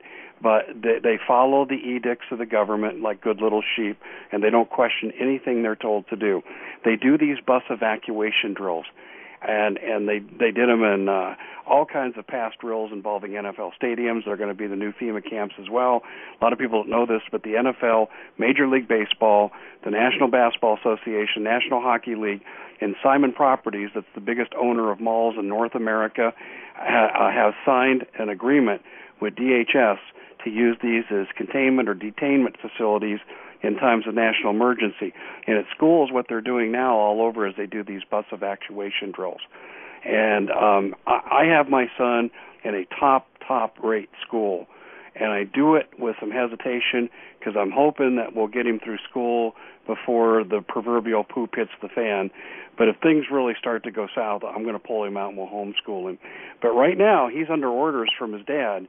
You do not get on a school bus unless you're going for like your cross-country meet or to play golf or something like that. You don't get on these buses, ever. He goes, what do I do? I said, you hide in the bathroom and call me and I'll come get you. I love it. Yeah. And I told him, I said, I don't care if it's your favorite teacher giving you an order. In that situation, my word is stronger than your teacher. And I've got him convinced to that point. And you parents need to do the same thing, because what they did in Denver, and what was that, Operation Mountain Guardian in 2011, when they shut down DIA and they used Invesco Field where the Broncos play as a housing center, they went unannounced to Denver Public Schools, and FEMA grabbed kids and put them on buses and then took them to the stadium. They hired mock parent volunteers to desensitize the workers, the guards, into not releasing the kids. Well, by the end of the day, when Johnny wasn't there to be picked up, when Mama showed up for his noon dental appointment and the parents got wind of what was going on, they had real parents there screaming at them. But this is what they'll do to your kids. And I'll tell you, the thinking I have is they get your kids in a FEMA camp. How long will it be till they entice you there? And the schools in about 5 seconds. So I mean, think about it, Dave. It's an evil genius tactic. Yeah. I mean, what better way than to use children as bait to lure their parents? You know. The NFL stadiums, and I boycott NFL football now, and I grew up playing football in high school and loved the sport and like to watch it, but the NFL. I'll give you an example how bad they've become. At Arrowhead Stadium, and I've got a picture of this as an article I wrote about, and if you Google NFL are going to be the new FEMA camps, words to that effect, you'll go and you'll see the pictures. At Arrowhead Stadium, they actually separated men and women going into the games for security purposes, and starting last year they had TSA-type shakedowns where they can grope you, you walk through the metal detector. In fact, actually in the article what I did is I put a TSA examiner in one box and the next box over to visually illustrate the similarity. I showed what they were doing at the NFL stadiums. They're conditioning people to go into FEMA camps. They will separate men from women and children from their parents. And that's a foregone conclusion. And they're conditioning this right now on entry into some of the NFL stadiums. Not all of them. They don't do it here in Arizona, because I checked and saw where the Cardinals play at University of Phoenix Stadium. They don't do that, but they are doing it in Kansas City. And they did the same drill that they did in Denver in Giant Stadium. And you want to have chills go up and down your spine? I got a YouTube recording I put in an article, and you can hear the FEMA workers saying, okay, well, we'll just take the kids over to the red zone. Now, if you walk into a football stadium, you're going to hear the term red zone, because that's a term that means that your offensive team has the ball inside the 20-yard line and they're ready to score. Red zone offense. Okay, that's not what they were talking about. Red zone. Take the kids to the red zone. Let's hearken to Steve Quayle. Red list, blue list. If that's not frightening, I don't know what is. Yeah. So parents, my point is, long-winded point, you need to educate your kids that you don't need to give them all the politics and the geopolitics and the things we're talking about here, but you need to let them know there's a time to disrespect authority. And getting on school buses and going to stadiums is a no-no. And I don't think kids should have cell phones, but in this day and age, for safety and to communicate with parents and stuff. Now, the other thing, too, what if the EMP does come? What if it does come to your community and they attack us on a regional basis and you're unlucky enough to be in a regional area? You need to have a predetermined meeting place with your family, somewhere where you can walk or bike to. You need to get the family together. Because you don't, in those first few critical hours, and all the research studies on this, and this is something I go back to as my days as a former undergraduate sociology instructor, is I used to do these scenarios where we'd have the breakdown of society and measure what level would society sink to. And all the studies say the same thing. If you're looking for reunification of families, it happens in the first few hours. Usually it's in the first 30 minutes, or it doesn't happen until the crisis is over. So you need to have a reunification plan if you want to survive as a family unit. And if an EMP attack comes, you're really going to be tested, because if you work 25 miles away from your house, you better have some stuff in your car that's going to sustain you and a way to protect it. Read between the lines. Indeed, read between the lines, and read the lines of Mr. Dave Hodges. The Common Sense Show is his website, The Common Sense Show. Dave, you're heard, every Sunday night? Every Sunday night from 9 p.m. to midnight Central, and I think we're lucky enough to get the best of guests. I mean, I've been fortunate enough to have you on, and I got to twist Joe's arm here. Joe, I'm going to be calling you soon. I want to get you on the show as well. But we have terrific guests, and we talk about a lot of the same things you are here. One is just how to get through this crazy world, survive and love God and love your family and try to enjoy your life, but stay safe at the same time. You know what, my brother? I think now it's so important for all of us, especially those that are fortunate enough to have the talk show venue, to stick together, to support one another, to be a part of the solution, and to inform other people. And I think that's exactly what you're doing. Thank you. Well, that's why I relish appearing with W tonight. He apologized for taking away my time. He didn't take away my time.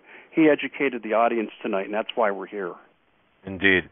That'll do it, folks. Dave, thank you so very much. God my bless pleasure, you. guys. Please Anytime. stay safe. All right. Good night, everyone. Folks, that'll do it. Until tomorrow. Have a good night.